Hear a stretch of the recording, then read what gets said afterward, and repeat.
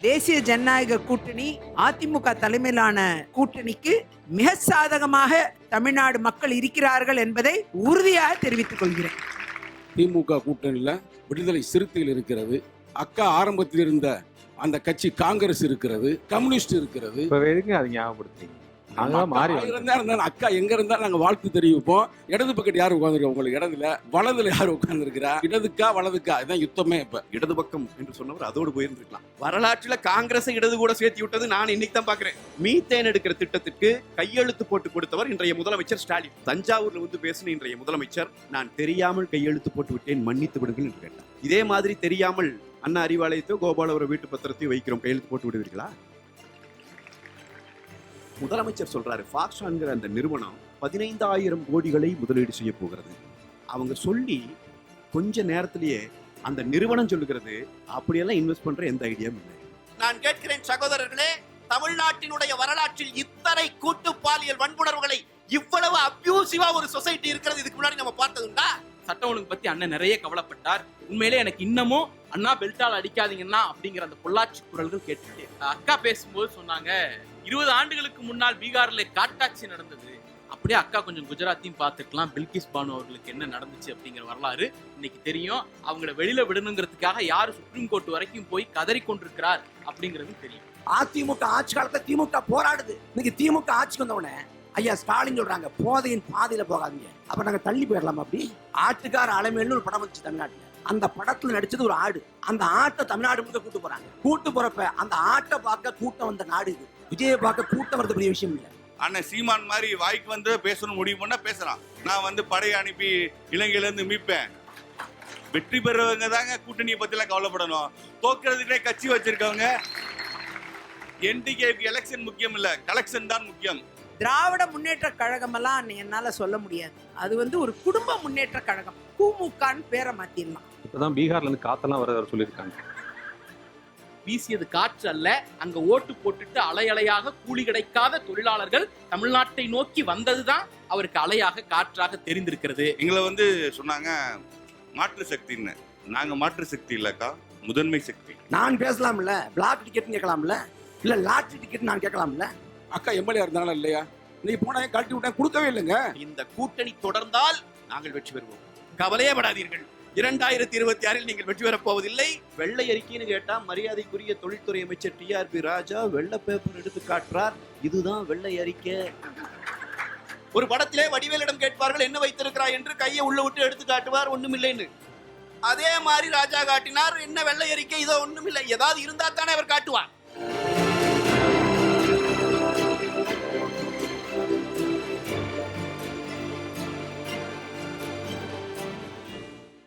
அனைவருக்கும் வணக்கம். சொல் பெரிது என்கின்ற இந்த நிகழ்ச்சிக்கு உங்களை அன்புடன் வரவேற்கின்றோம். வேந்தர் தொலைக்காட்சி மற்றும் வி நியூஸ் 27 சார்பாக இந்த நிகழ்ச்சிக்கு வருகை தந்திருக்கக்கூடிய உங்கள் ஒவ்வொருவருக்கும் எங்களது நன்றி கலந்த வணக்கம். இந்த நிகழ்ச்சியின் பெயர் சொல் பெரிது என்று வைத்திருக்கின்றோம். சொல்லுக சொல்லிற் பயனுடைய, சொல்லற்க சொல்லில் பயனிலா சொல். இது எல்லாரும் தெரிஞ்சிருக்கக்கூடிய ஒரு குரல் தான். சொல்லக்கூடிய சொல் மிகுந்த பயனுள்ளதாக சொல்லணும், அப்படி இல்லைன்னா சொல்லவே வேண்டாம் அப்படின்னு வள்ளுவ பெருந்தகை சொல்கிறார். இது ஒரு அரசியல்வாதிக்காகட்டும் அல்லது ஒரு அரசியல் கட்சிக்காகட்டும் ரொம்ப முக்கியமானது. அப்படி 2026 என்னென்ன சொல் வாக்குறுதிகளாக நாம் கொடுக்க இருக்கின்றோம், நமது திட்டமாக நாம் சொல்ல இருக்கின்றோம், நமது செயல்பாடுகளாக நாம் அறிவிக்க இருக்கின்றோம். இந்த களம் எப்படி நமக்கு சாதகமாக இருக்க போகிறது அல்லது சாதகமாகி இருக்கிறது, அது எப்படி அப்படிங்கிற தலைப்பில் தான் இன்னைக்கு இந்த சொல் பெரிதுங்கிற இந்த விவாத நிகழ்ச்சிக்கு நாம் விருந்தினர்களை அழைத்திருக்கின்றோம். இந்த விருந்தினர்கள் அனைவருமே உங்களுக்கு மிகுந்த பரிச்சயமானவர்கள் தான். முதல் சுற்றுல நீங்கள் உங்களுடைய தரப்பில் இருக்கக்கூடிய விஷயங்களை முன்வைக்கலாம். அடுத்த சுற்றில் உங்களுக்கு எதிராக பேசியிருக்கக்கூடியவர்களுக்கு நீங்கள் பதில் சொல்ல வேண்டியதற்கான உங்களுக்கு ஒரு வாய்ப்பு வழங்கப்படுகிறது. முதலாவதாக நிகழ்ச்சியில் பேசுவதற்காக திருமிகு விஜயதாரணி அவர்களை நான் பணிவன்போடு அழைக்கின்றேன். நேயர்கள் அனைவருக்கும் முதற்கண் என் வணக்கத்தை தெரிவித்துக் கொள்கிறேன். சொல் பெரிது, அதுக்கு நல்ல ஒரு எக்ஸ்பிளனேஷன் கொடுத்தாரு. உண்மையாக சொல் பெரிது தான். அதை சொன்ன வார்த்தையை நாம் நிஜமாக்கி காமிக்கிறது அரசியல் பயணத்தில் ஒரு முக்கிய அம்சம். அது யாரால் அந்த சொன்ன சொல்லை உறுதியாக சாதிக்க முடிகிறதோ அவர்கள் வென்றவர்களாக பார்க்கப்படுகிறார்கள். அரசியல் வெற்றியும் அப்படி தான் இருக்குது, கிட்டத்தட்ட அப்படி தான் அமையுது. மக்களின் எதிர்பார்ப்பு அவ்வாறாகவும் இருக்குது. இன்றைக்கி மக்களின் எதிர்பார்ப்பு, வானளாவிய எதிர்பார்ப்பு இன்றைக்கி மக்களுக்கு இருந்துட்டு தான் இருக்குது, இல்லைன்னு சொல்ல முடியாது. ஆனால் அதில் ஒரு 75% நம்மால் நிறைவு செய்ய முடியுதா அப்படிங்கிற கேள்வி ஒவ்வொரு மனிதனிடமும் இருந்துட்டு தான் இருக்குது. தேர்தல் நேரத்தில் எவ்வளவோ பரப்புரைகள் நாம் பண்ணுறோம், எவ்வளவோ வாக்குறுதிகளை கொடுக்குறோம். ஆனால் அதெல்லாம் 5 ஆண்டு காலம் நம்மளை நம்பி கையில் ஆட்சியை கொடுத்த பிறகு நாம் நிறைவேற்றி இருக்கிறோமா அப்படிங்கிற ஒரு கணக்கீடு 5 ஆண்டு கழித்து அந்த கணக்கீடு செய்யும் பொழுது அது நிறைவேறி இருக்கா அப்படிங்கிற ஒரு கேள்வி எல்லார் மனசுலையும் வரும். இந்த வாக்குறுதிகளை நிறைவேற்றி இருக்கிறார்களா? ஏன்னா சொல் பெரிதுங்கிறதுலேருந்தே நான் ஆரம்பிக்கிறேன். இதுக்கப்புறம் மற்ற விஷயம்லாம் அடுத்தடுத்து பேசலான்னு நான் நினைக்கிறேன். இன்றைக்கி எத்தனை வாக்குறுதிகள் சட்டமன்றத்தில், எத்தனை வாக்குறுதிகளை திமுக அரசு கொடுத்துருக்கு. இப்போ தமிழ்நாடு தேர்தல் தான் நம்ம சந்திக்க போகிறோம். நிகழ்ச்சியே 2026 தேர்தல் யாருக்கு சாதகமானது அப்படிங்கிற கேள்வி தான் நிகழ்ச்சியோட தலைப்பே. என்னை பொறுத்தவரை தேசிய ஜனநாயக கூட்டணி, அதிமுக தலைமையிலான கூட்டணிக்கு மிக சாதகமாக தமிழ்நாடு மக்கள் இருக்கிறார்கள் என்பதை உறுதியாக தெரிவித்துக் கொள்கிறேன். இப்போதான் பீகார்லேருந்து காத்தெல்லாம் வர சொல்லியிருக்காங்க. ஆமாம், பீகார்லேருந்து வேற காற்று வருதுன்னு பிரதமர் சொல்லியிருக்கிறார். அதற்கு அர்த்தம் இருக்குது. ஏன்னா பீகாரில் வரலாற்றிலேயே, இந்த பீகாரின் தேர்தல் வரலாற்றிலேயே, அது பாராளுமன்ற தேர்தலாக இருக்கட்டும், சட்டமன்ற தேர்தலாக இருக்கட்டும், 62% வாக்கு சதவீதத்தை தாண்டவே இல்லை பீகார். 10,000 ரூபா கொடுத்துருக்கேன்னு சொல்கிறேன் வாக்குகள். அதுதான் வரேன்.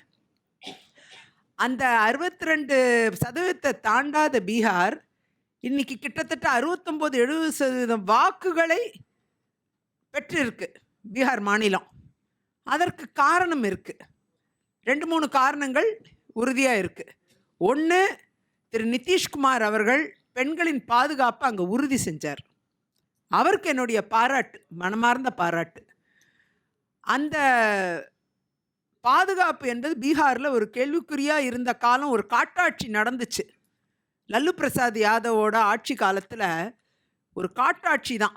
பெண்களுக்கு எந்த பாதுகாப்பும் கிடையாது. பெண்கள் சொல்லணும்னா துயரத்திற்கு ஆளாக்கப்பட்டிருக்காங்க. நடு ரோட்டில் வச்சு பெண்களை கொடூரமாலாம் நடத்தியிருக்காங்க. அப்படிலாம் நடந்தது 20 ஆண்டுகளுக்கு முன்னால். லல்லு பிரசாத் யாதவ் அவங்களுடைய ராஷ்ட்ரிய ஜனதாதள் ஆட்சி என்பது ஒரு காட்டாட்சியாக நடந்தது. மக்கள் அந்த ஆட்சியை தூர எறிந்தார்கள். திரு நிதிஷ்குமார் அவர்களை கொண்டு வந்தாங்க. அதுக்கப்புறம் அவர் முதல்ல செஞ்சது என்னென்னா, பெண்களுக்குண்டான வாய்ப்புகள் என்ன, பெண்களின் பாதுகாப்பு எவ்வாறு உறுதி செய்வது, இந்த 2 விஷயத்தில் ரொம்ப கவனம் செலுத்தினார். அதனால் பெண்களோட வாக்கு தான் அதிகமாகிருக்கு. இந்த ஓட்டு சதவீதம் இன்க்ரீஸ் ஆச்சு நான் சொன்னேன் பாருங்க, அது பெண்களோட ஓட்டு தான் ரொம்ப அதிகமாகிருக்கு. அதனால தான் அந்த வாக்கு சதவீதமே அதிகமாயிருச்சு. ஆகையால் பெண்கள் மனம் உவந்து அவர் திரு நிதிஷ்குமாரையும் ஆதரிச்சிருக்காங்க, மத்திய ஆட்சியும் ஆதரிச்சிருக்கிறாங்க. நல்ல பல திட்டங்களை இந்திய அளவில் மத்திய பாஜக அரசு நிறைவேற்றி இருக்கு. இரட்டை குழல் துப்பாக்கியா? ஆமாம், அதுதான் டபுள் இன்ஜின் சர்க்காருன்னு சொல்லுவாங்க. இரட்டை குழல் துப்பாக்கின்னு சொல்லலாம், டபுள் இன்ஜின் சர்க்கார், இது ரெண்டுமே கிட்டத்தட்ட ஒரே மீனிங் தான்.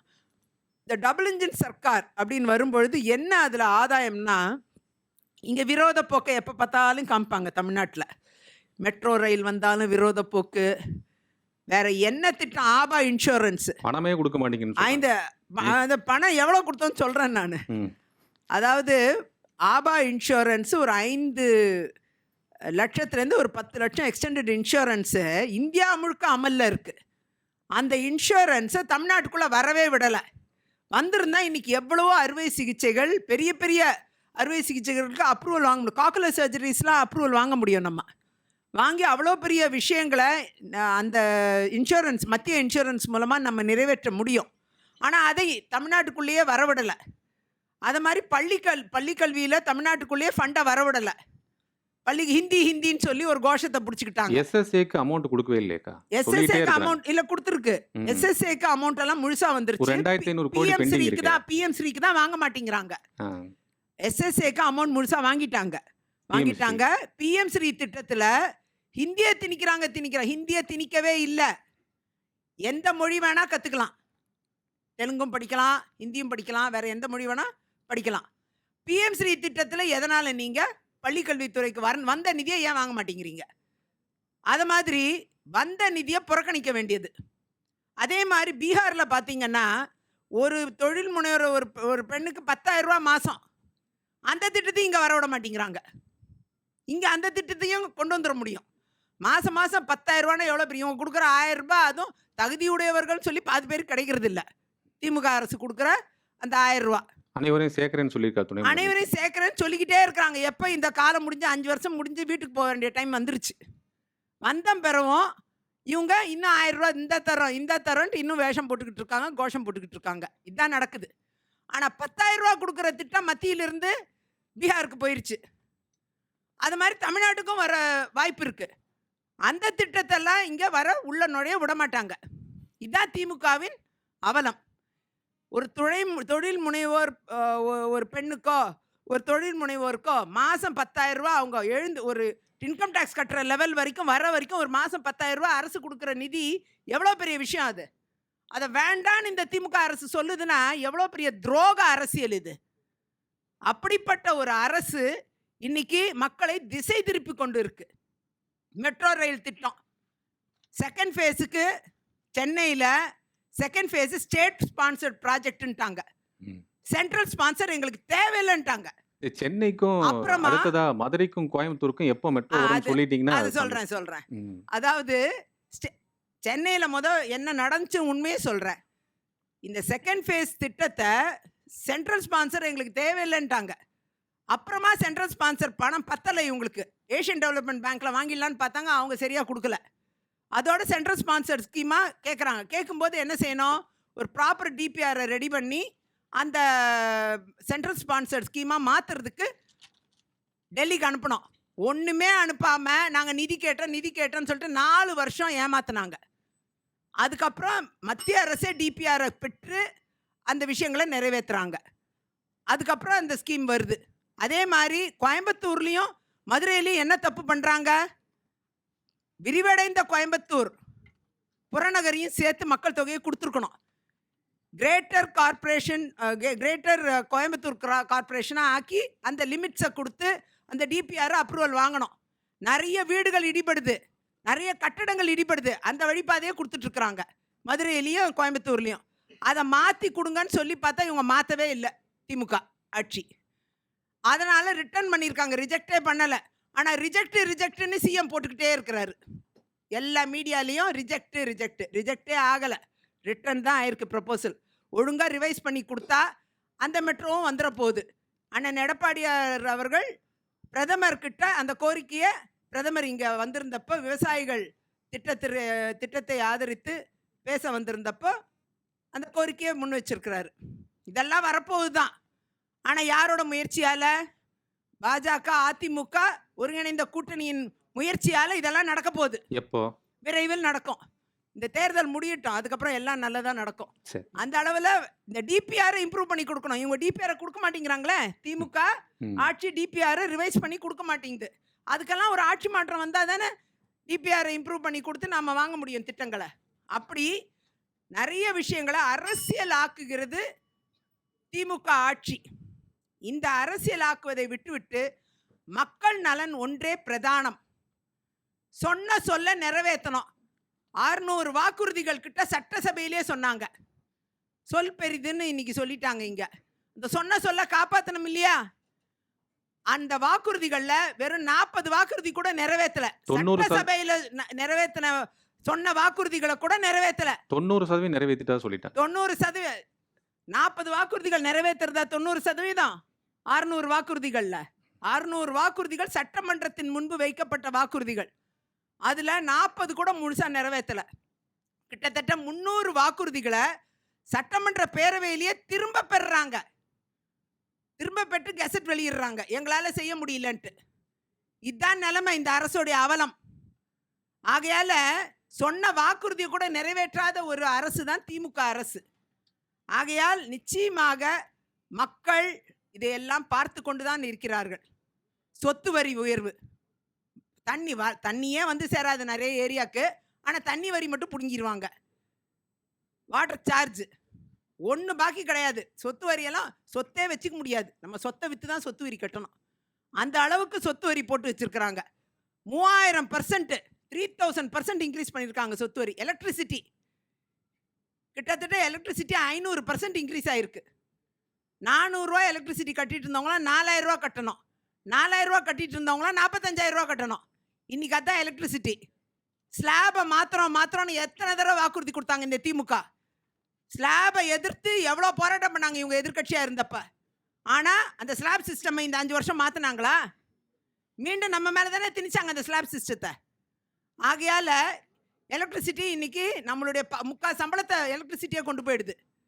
ஆகையால் இந்த சூழ்நிலையில் திமுக ஆட்சி ஒரு துரோக ஆட்சி, டபுள் இன்ஜின் சர்க்கார் என்று சொல்லக்கூடிய மாநிலத்திலையும் மத்தியிலும் இருக்க ஒரே மாதிரி ஆட்சி இருக்குமே ஆனால், மத்தியில் இணக்கமான ஆட்சி, ஒரே மாதிரின்னு சொல்ல இணக்கமான ஆட்சி இருக்குமே ஆனால், ஏன் இந்த திமுகவே இணக்கமாக இருந்திருக்கலாமே, இருந்து மக்களுக்கு வேணுங்கிற திட்டங்களை கொண்டு சேர்த்துருக்கலாம்.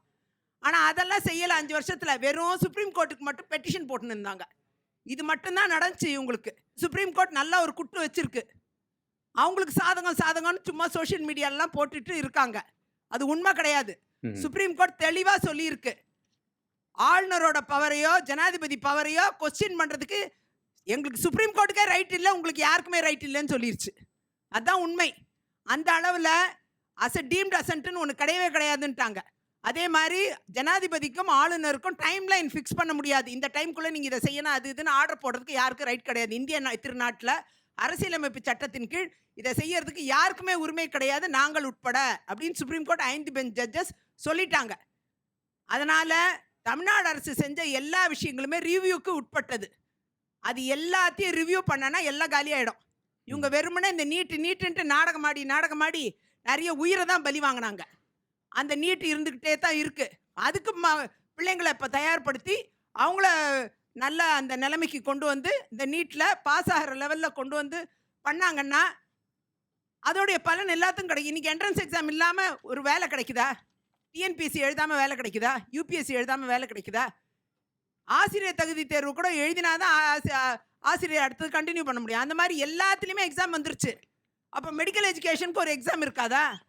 அது மாதிரி நீட்டு நாங்கள் மூடிடுவோம், நீட்டை மூடு விழா கண்டுருவோம் திரும்ப சொல்லி ஸ்டூடெண்ட்ஸை படிக்க விடாமல் ஆக்கிட்டாங்க. அதை மாதிரியே எஸ்ஐஆரில் விளையாடிட்டு இருக்காங்க. எஸ்ஐஆரில் ஓட்டர்ஸ் வாக்காளர்களுக்கு இது தப்புன்னு சொல்ல நாம் போய் அந்த ஓட்டை சரி பண்ண மாட்டோம், அந்த ஃபார்மை வாங்கி கையெழுத்து போட்டு கொடுக்க மாட்டோம். ஒரு 66 லட்சம் பேர் காணங்கா. அது பீகாரில் 45 லட்சம் பேர் சேர்க்கப்பட்டாங்க மீண்டும். அதனால தான் வாக்கு சதவீதம் 21 லட்சம் பேர் இறந்தவர்கள். வாக்கு சதவீதம் அதிகமாக காரணமே அதான். இங்க வந்து கிடையாது, வாக்கு சதவீதம் அதிகமாகிறதெல்லாம் இல்லை, வாக்கு சதவீதம் அதிகமெல்லாம் ஆகலை. இது வாக்காளர் டேர்ன் அவுட், எலெக்ஷனில் டேர்ன் அவுட் அதிகமாக இருக்கு. வாக்காளர் அதிகமாகிறதெல்லாம் வந்து நீக்கப்பட்டது குறைஞ்சு தான் இருக்கும், அது அதிகமாக இருக்க வாய்ப்பு இல்லை. ஆனால் அதே நேரம் தமிழகத்தை பொறுத்த வரைக்கும் இறந்தவர்கள் லிஸ்ட்டில் அப்படியே கண்டினியூ ஆகுறாங்க. இதான் நடந்துக்கிட்டு இருக்கு. என்னுடைய கணவர் 8 வருஷம் முன்னாடி இறந்துட்டார், ஆனால் அவரோட ஓட்டு இன்னும் இருக்குது. நான் போய் இப்போ அந்த 2002 அவங்க தேடி எடுக்க சொல்லி அதை கேன்சல் பண்ண சொல்லி இப்போ நான் எழுதி கொடுத்து அதை கேன்சல் பண்ணியிருக்கேன். அப்படி நாம் போய் ஒவ்வொருத்தரும் கேன்சல் பண்ணுறதுக்கு இந்த எஸ்ஐஆர் ஒரு வாய்ப்பு. அந்த வாய்ப்பை மக்கள் பயன்படுத்த விடாமல் தடுக்கிறாங்க. ஒரு பூத்துக்கு 100 பேர் இறந்தவங்க கண்டினியூ ஆகிட்டே இருக்காங்க லாஸ்ட் 15 இயர்ஸாக. அந்த இறந்தவங்களை நீக்கினாலே கிட்டத்தட்ட 70 லட்சம் பேர் நீக்கப்படணும் தமிழ்நாட்டில். இதுதான் நிலைமை. அப்படி இறந்தவங்க ஓட்டை வச்சு கள்ள ஓட்டு போட்டு இந்த திமுக ஆட்சிக்கு வருது. இந்த கள்ள ஓட்டை நீக்கினாலே உண்மையான சக்திகள் ஆட்சிக்கு வர்றதுக்கான வாய்ப்பு இருக்குது. ஆகையால் பீகாரில் எல்லாம் நல்லா நடந்துருச்சு, நாங்கள் எலெக்ஷன்லாம் சூப்பராக சந்திச்சிட்டோம், எங்களுக்கு ஒன்றும் கவலை கிடையாது அப்படின்னு தேஜஸ்வி யாதவ் ஒத்துக்கிட்டாரு. அதுக்கப்புறம் எலெக்ஷனும் நடந்துருச்சு. ஆனால் தோத்த பிறகு இன்னைக்கு நீலி கண்ணீர் வடிக்கிறாங்க. அதான் நடந்துக்கிட்டு இருக்கு. அதை மாதிரி இங்கே யாரும் ஏமாறக்கூடாது. எல்லாரும் நம்மளுடைய ஓட்டை உறுதி பண்ணிக்கணும். ஒரு என்யூமரேஷன் ஃபார்ம் கொடுப்பாங்க. அந்த ஃபார்மை நாம் ஃபில்அப் பண்ணி கழுத்து போட்டு கொடுக்கணும். நம்ம ஓட்டு இந்த இடத்துல இருக்குன்னு சொன்னாலே போதும். ஆதார் டீட்டெயில் கொடுக்குறவங்க கொடுக்கலாம். கொடுத்தாலே நம்மளுடைய ஓட்டு கன்ஃபார்ம் ஆகிடும். அதை எல்லாரும் செய்யுங்க. தயவு செஞ்சு உங்கள் எல்லாரையும் நான் கேட்டுக்கிறது அதுதான். நீங்கள் இந்த ஒரு விஷயத்தை மட்டும் தவறாமல் இந்த நேரத்தில் இந்த 2 மாதத்துக்குள்ளே வரைவு பட்டியலையும் வந்து உறுதி பட்டியலையும் வந்துடும். ஸோ நம்மளுடைய ஓட்டு உறுதியாக அங்கே இருக்கும். ஒரு ஃபார்மை கையெழுத்து போட்டு நம்மளால் தர முடியாது. அது மாதிரி இறந்தவங்கள யாராவது பக்கத்து வீட்டில் எதிர் வீட்டில் இறந்தவங்க இருந்தாங்கன்னா நீங்கள் கூட ஃபார்ம் 7ல் தெரிவிக்கலாம். இவங்க இறந்தவங்கன்ட்டு சொன்னால் பிஎல்ஓ எடுத்துக்குவாங்க. அது மாதிரி இவங்க பிஎல்ஓஸை ஒரு சைடு அப்பாயின்ட் பண்ணிட்டாங்க, பிஎல்ஏ 2 அப்பாயின்ட் பண்ணிட்டாங்க, எல்லாம் பண்ணிட்டாங்க. பண்ணிவிட்டு அவங்களோட திமுக ஓட்டுகளை மட்டும் தேடி தேடி சுற்றின்னு இருக்கிறாங்க. அப்போ என்ன அர்த்தம்? சாமானிய மக்களோட ஓட்டுகள் இல்லாமல் ஆயிடணும். அதுதான் இவங்களோட திட்டம். அதனால் இதை முறியடிக்கணும். இது நாம் எல்லாரும் நம்ம ஓட்டை உறுதி பண்ணிக்கணும். அந்த இடத்துல இறந்தவர்கள் வாக்கு நீக்கப்படணும், இரட்டை வாக்குகள் நீக்கப்படணும், ஷிஃப்ட் ஆனவங்க ஓட்டுகள் நீக்கப்படணும். அது மாதிரி நீக்கப்பட வேண்டிய ஓட்டுகள் எல்லாத்தையும், நிறைய ஓட்டு ஒரே அட்ரஸில் இருக்குது, அது உண்மையாக பொய்யான்ட்டு ஒரே பேரில் 4-5 ஓட்டு இருக்குது. அது மாதிரி அந்த ஓட்டுகள்லாம் ஒரு ஓட்டாக மாறணும். நிறைவு செய்யலாம். ஆகையால் இந்த விஷயத்தில் எல்லோரும் கவனமாக இருந்து இந்த எஸ்ஏஆர் எக்ஸசைஸை நம்ம நல்லபடியாக முடித்தோம்னா நிச்சயமாக உண்மையான வாக்காளர்கள் இந்த தடவை வாக்களிக்கிறதுக்கான எல்லா சாத்தியக்கூறுகளும் ஏற்படும். இந்த உண்மையான வாக்காளர்களின் வாக்குகள் மூலமாக அதிமுக தலைமையிலான பாஜக தேசிய ஜனநாயக கூட்டணி உறுதியாக மிகப்பெரிய வெற்றியை இன்னும் பெரிய கூட்டணியாக மாறி அடையும் என்பதை இருவேறு கருத்து இல்லை. 2026 தேசிய ஜனநாயக கூட்டணிக்கான வெற்றி திருநாள் வந்து சேரும் என்பதை உறுதியாக இந்த நேரத்தை தெரிவித்துக் கொள்கிறேன். நன்றி நன்றி நன்றி. அக்காவுக்கு வந்து நன்றி சொல்லிடலாம். அடுத்ததாக திமுக கூட்டணி இருக்கக்கூடிய விசிகவிலிருந்து திரு சங்கத்தமிழன் அவர்கள் பேசுவார்கள். இனிய தோழர்களே, அன்பு நண்பர்களே, கல்லூரி மாணவர்களே, இளைஞர்களே, கருத்தாளம் மிக்க அறிஞர் பெருமக்களே, எனது கட்சியை சார்ந்த மாவட்ட செயலர் அன்பு தம்பி கரிகால் வளவன் அவர்களே, உங்கள் அனைவருக்கும் மகிழ்ச்சியான மாலை வணக்கத்தை தெரிவித்துக் கொள்கிறேன். தலைப்பு வந்து சொல் பெரிது என்ற ஒரு தலைப்பில் வேந்தர் தொலைக்காட்சி இதை ஏற்பாடு செய்திருக்கிறது. தலைப்பு ரொம்ப அருமையானது, சொல் பெரிது. எங்கள் தலைவருடைய அமைப்பாயத்தில் புத்தகம் படிச்சிருப்பீங்க. அது சொல்லுவாப்புல சொல்லுக்கு வந்து ரொம்ப வலிமை இருக்குது. எப்படின்னா, உரையாடல்கள் தொடர்வதும் உறவுகள் வளர்வதும் கையாளும் சொல்லாடலை பொறுத்தே அமைகிறது. சொற்கள் என்பது வெறு உணர்ச்சியின் பிளம்பல் அல்ல, அது பஞ்சபூதங்களின் உணர்ச்சி தெதும்பல் அப்படின்னு சொல்லியிருப்பார். பூமியை போல தாங்கும், நெருப்பை போல எரிக்கும், தண்ணீரை போல தணிக்கும், வானத்தை போல விரியும், தண்ணியை போல தணிக்கும், அதே நேரத்தில் நெருப்பை போல எரிக்கும் சொல்லுவார். அந்த சொல்லுக்கு அவ்வளோ வலிமை இருக்கிறது. இளைஞர்களாகிய நீங்கள் அதை நீங்கள் புரிந்து கொள்ள வேண்டும். இப்போ இஸ்லாமியர்களாக இருக்கிறார்கள் என்றால் அல்லாஹு அக்பர் அப்படின்றது அவர்களுக்கு ஒரு சொல்லாடல், அவர் வாழ்க்கை உருவாக்கும். அதே இந்திய மக்களாக இருந்தால் ஜெய் பீம் அப்படின்ற மாதிரி ஒரு சொல்லாடல் உருவாக்கும். அந்த சொல்லாடலுக்கு அந்த வலிமை உண்டு என்பதை சொல்லி அந்த தலைப்பை வைத்த நடுவரோ அல்லது வேந்தர் தொலைக்காட்சி நிறுவனமோ அவர்களுக்கு எனது வாழ்த்துக்களை இளஞ்சிறுத்தை எழுச்சிப்பாய் சார்பாக வாழ்த்துக்களை தெரிவித்துக் கொள்கிறேன். நன்றி நன்றி. தலைப்புக்கு வருவோம். தலைப்பு என்ன தலைப்பு நடுவர் அவர்களே? 2026 உங்களுக்கு சாதகமா இருக்கா களம், இல்லை சாதகம் ஆயிருச்சா? எப்படி சாதகமா இருக்கா அப்படின்றாப்புல உட்காந்துருக்க இடத்தையே பாருங்க, உட்காந்துருக்க சிஸ்டத்தை பாருங்க. இடது பக்கத்து யார் உட்காந்துருக்கா? உங்களுக்கு இடதுல வலதுல யார் உட்காந்துருக்கிறா தெரியும் நினைக்கிறேன். அப்போ வந்து இடதுக்கா வலதுக்கா இதுதான் யுத்தமே. இப்போ சரிங்களா? ரெண்டுக்கு இல்லாமல் நான் நடுவில் உட்காந்துருக்கேன். நீங்கள் நடுவில் இருக்கலாம், ஆனாலும் கூட இடது தமிழகத்தை பொறுத்த வரைக்கும் எங்கே நடக்குது எலெக்ஷன் அப்படின்னு முக்கியம். பீகார் ஓகே, அதை நம்ம வந்து ஒன்றும் சொல்ல முடியாது. பீமா ரூ அப்படின்னு கேள்விப்பட்டீங்களா? படித்த இளைஞர்களே நெட்டில் போட்டு பாருங்கள், பீமா ரூன்னு போடுங்க வரும். பீமா ரூ என்றாலே இந்தியாவில் மிகவும் பாதிப்பு உள்ள மாநிலங்கள்.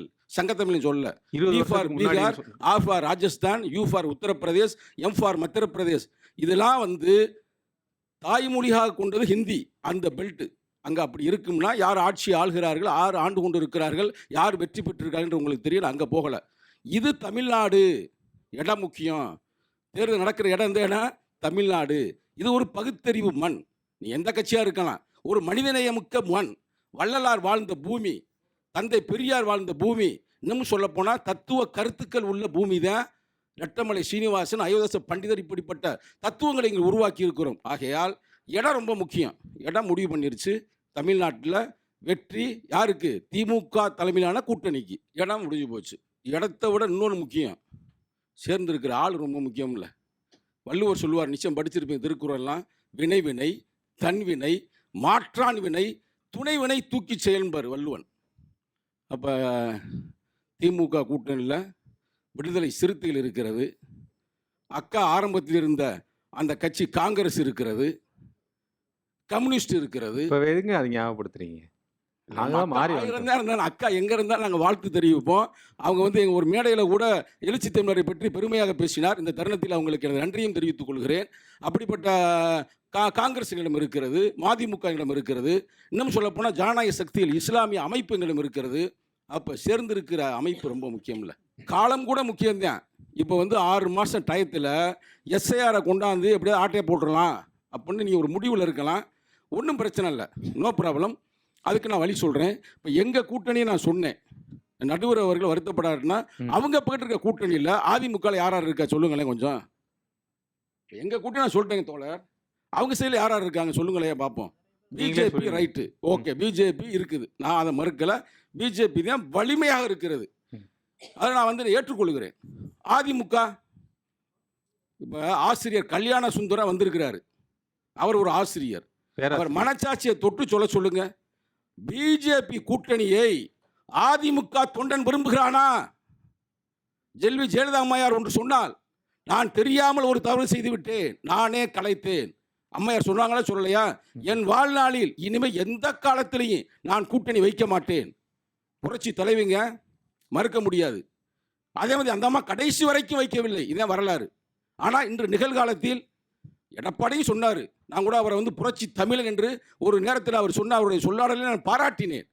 புரட்சி தலைவர் இருந்தாங்க, புரட்சி தலைவர் இருந்தாங்க, சரி புரட்சி தலைவனா நான் வந்து பிஜேபியில் கூட்டணியை வைக்க மாட்டேன் சொன்னாரா சொல்லலையா? சென்னையில் கூட ஒருத்தர் இருக்கிறாரு, நம்ம டக்கலாபாய், அவர் கூட சொன்னார், அடித்து சொன்னார், நான் உறுதியாக வைக்க மாட்டேன்னாரு. ஆனால் இன்னைக்கு வந்து வலையில் மாட்டிட்டாங்க, அதே சிக்கல். ஆனால் என்னைக்குனாலும் எடப்பாடி காட்டி விடுவார். நான் அடித்து சொல்கிறேன், இந்த மன்றத்தில் சொல்கிறேன், நிச்சயம் திருப்பி வரும், நல்லா எழுதி வச்சுக்கிறேன். இல்லைன்னா எங்களுக்கு ரொம்ப ஈஸிங்க. நீங்கள் கூட்டணிக்கு போயிருங்களா? என்ன பிரதர், நீங்க கூட்டணிக்கு அது அந்த நேரத்தில் முடிவு பண்ணுவோம். இப்போ வந்து முடிவு பண்றதுக்கு தருணம் இல்லை. ஆனா நிகழ்காலத்தில் நல்லா கேட்டுக்கிறீங்க, எடப்பாடி வந்து இன்னைக்கு வந்து பிஜேபியோட சேர்ந்தனால நாங்க ரொம்ப மகிழ்ச்சியா இருக்கிறோங்க. நான் வந்து சும்மா விவாதத்துக்காக நான் சொல்லலை. இதே இப்போ வந்து அதிமுக தனித்து நின்றால் அது சிக்கல். ஏன்னா அதிமுக திமுகவுக்குன்னு ரெண்டுக்கும் அவ்வளோ பெரிய வேறுபாடுலாம் இல்லை. இது திமுக, அங்கே அண்ணா இருக்காரு, அண்ணா திமுக, அவ்வளோதான் வித்தியாசம். அவ்வளோதான் வந்து ஓட் ஷேரிங் ஏறக்குறை இருந்தால் அந்த அம்மா காலத்தில், புரட்சி தலைவர் அம்மா காலத்தில் இருந்தது.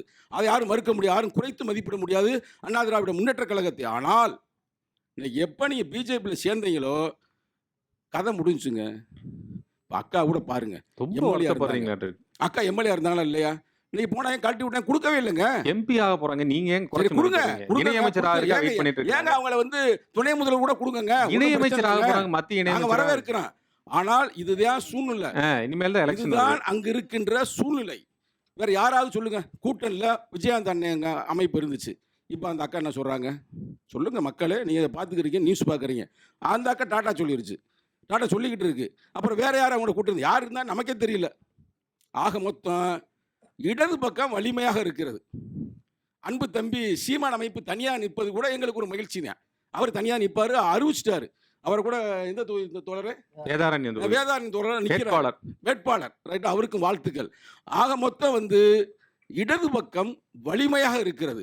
நான் வந்து திமுகவில் சில முரண்கள் வரும்பொழுது நான் ஓப்பனாக பேசக்கூடிய ஆள் தான். ஆனால் தமிழகத்தை பொறுத்த வரைக்கும் தளபதி ஸ்டாலின் அவருடைய தலைமையில் இயங்குகின்ற எங்கள் கூட்டணி மிகவும் வலிமையாக இருக்கிறது என்பதற்கு நீங்கள் பார்த்தீங்கன்னா தெரியும். இன்னைக்கு வந்து சனாதானத்தை யார் எதுக்குறா? நீ ஜனநாயகத்திற்காக போராடுவது யாரு? இந்தியாவிலே தமிழ்நாடு தாங்க. இந்தியாவிலேயே இன்னைக்கு ஒரு புரட்சிகரமான கருத்துக்களை எங்கே விதைக்கிறோம்? நம்ம மண்ணில் தானே விதைக்கிறோம். நான் ஏதோ போகிற போக்கில் அடிக்கிறேன். அக்காவோட ஒரு கருத்து சொன்னாங்க, அதுக்கு நான் பதில் சொல்ல வேண்டும். அது 2வது ரவுண்டில் கூட சொல்லலாம். ஆனால் இப்போ சொல்ல வேண்டிய பொசிஷன் இருக்குது. எல்லாம் படித்த இளைஞரை யாரை ஏமாற்ற முடியாது, சும்மா அடிச்சு விட்டுலாம் போக முடியாது. உடனே நெட்டில் போட சங்கத்தை பேசுன கரெக்டாக தப்பான்னு நல்லா பாருங்கள். தேசிய ஆணையத்துடைய ரிப்போர்ட் எடுங்க. இந்திய தேசிய ஆணையம் ரிப்போர்ட் கொடுத்துருக்கு. அதில் என்ன கொடுத்துருக்குன்னா, இந்தியாவிலேயே அதிகமான சாதிய கொலைகள், ஆணவ படுகொலைகள், அது மட்டுமல்லாமல் பொருளாதார ரீதியாக வீழ்ச்சி எல்லாம் எந்த பக்கம் நடக்குது? எல்லாமே வட மாநிலங்களில் தான் நடக்குது. ஆனால் தென் மாநிலங்களை பொறுத்த வரைக்கும் நம்ம பேசிக்கொண்டிருக்க இந்த தருணத்தில் கல்லூரியில் படிப்பு எப்படி இருக்குது தமிழ்நாட்டில்? மனசாட்சி தொட்டு சொல்லுங்க. எத்தனை கல்லூரிகள், எவ்வளவு நல்ல ப்ரொஃபஷனல் இன்ஜினியர், டாக்டர் எங்கே வர்றாங்க? தமிழ்நாட்டில் தானே. மருத்துவமனைக்கு ஒரு கிட்னி ஃபெயிலியர், ஒரு கார்ட் ஃபெயிலியர்னா உலகத்திலிருந்து எல்லாம் எங்கே வர்றாங்க? சென்னையை நோக்கி வருகிறார்கள். ஆணவ படுகொலைக்கு தனி சட்டம் இயற்றணும் யாரோ கோரிக்கை வச்சாங்க. யார் கோரிக்கை வச்சாங்க? சட்டமன்றத்தில் இயற்றணும். ஆணவ படுகொலைகளை தடுக்க வேண்டும் என்று 2021 தமிழக முதல்வரை சந்தித்து மனு கொடுத்தது விடுதலை சிறுத்தைகள். நாங்கள் ஒன்றும் அதுக்காக நாங்கள் பேக் அடிக்கல, தொடர்ந்து வலியுறுத்தி கொண்டு வருகிறோம். இன்னும் பொறுங்க, இது இங்கே பேசுறீங்களே, அங்கே ஆணவ படுகொலை அவ்வளவு நடந்துகிட்டு இருக்கு. உத்தரப்பிரதேஷ், பீகார், மத்திய பிரதேஷ், குஜராத்தில். அதை யாரோ வாயை திறந்து பேசுறீங்களா? நாங்கள் பேசுறோம்ல. இல்லை, நாங்கள் தான் அமைதியாக இருக்கணும் வச்சுக்கிறோங்க, அவங்களும் செயலை வச்சுக்கோங்க. நீங்களும் எங்கே இருக்கிறீங்க? அப்போ உங்கள் கட்சியிலாம் தலித் அமைப்பு இல்லையா? ஒரு கருத்தோடு நான் முடித்துக் கொள்கிறேன். பெண்கள் அதிகமாக இருக்கிறீர்கள். திண்டுக்கல்ல 2 மாதத்துக்கு முன்னாடி 1.5 மாதத்துக்கு முன்னாடி ஒரு ஆணவ படுகொலை நடந்துச்சு தோழர்களே. ரொம்ப முக்கியமான விஷயம் அவர் கேட்டதுக்காக நான் சொல்கிறேன். அவங்க 2 பேருமே தலித் இல்லை. பையன் தலித் அல்லாத ஒரு சாதி, அந்த பெண்ணும் ஒரு தலித் இல்லாத சாதி. நான் சாதியை சொல்ல விரும்பல. அதில் ஆணவ படுகொலையில் பையனை கொன்றாங்க. இந்த பெண்மகள் அவனை நம்பி பிடிச்சி 2 படித்தவங்க. அந்த பொண்ணை நடு ரோட்டில் விட்டு போகிறாங்க. நடு ரோட்டில் அப்பாவும் ஏற்றுக்கொள்ளவில்லை, மாமனாரும் ஏற்றுக்கொள்ளவில்லை. அவ்வளோ மோசமாக இந்த மண்ணில் ஆணவ படுகொலை நடந்து கொண்டிருக்கிறது. இது என்னமோ தலித்துக்கு மட்டும்தான் பிரச்சனை அல்ல, பெண் மகளுக்கு பிரச்சனை, பெண்களுக்கு பிரச்சனை. தட்டி கேட்குறோம்ல கூட்டணியில் இருந்தாலும். இப்போ எங்கள் தமிழக முதல்வர் அவர்கள் இன்னைக்கு அதற்காக ஒரு ஆணையத்தை உருவாக்கி இருக்கிறார். நிச்சயமாக நம்புகிறோம், உருவாக்குவார். உருவாக்க வேண்டும் என்பதற்காக நிச்சயமாக போராடுவோம். விடுதலை சிறுத்தைகளை பொறுத்த வரைக்கும் அடக்குமுறை, ஆதிக்கம், சுரண்டல் எந்த மண்ணில் நடந்தாலும் சரி, யார் நடத்தினாலும் சரி தட்டி கேட்போம்.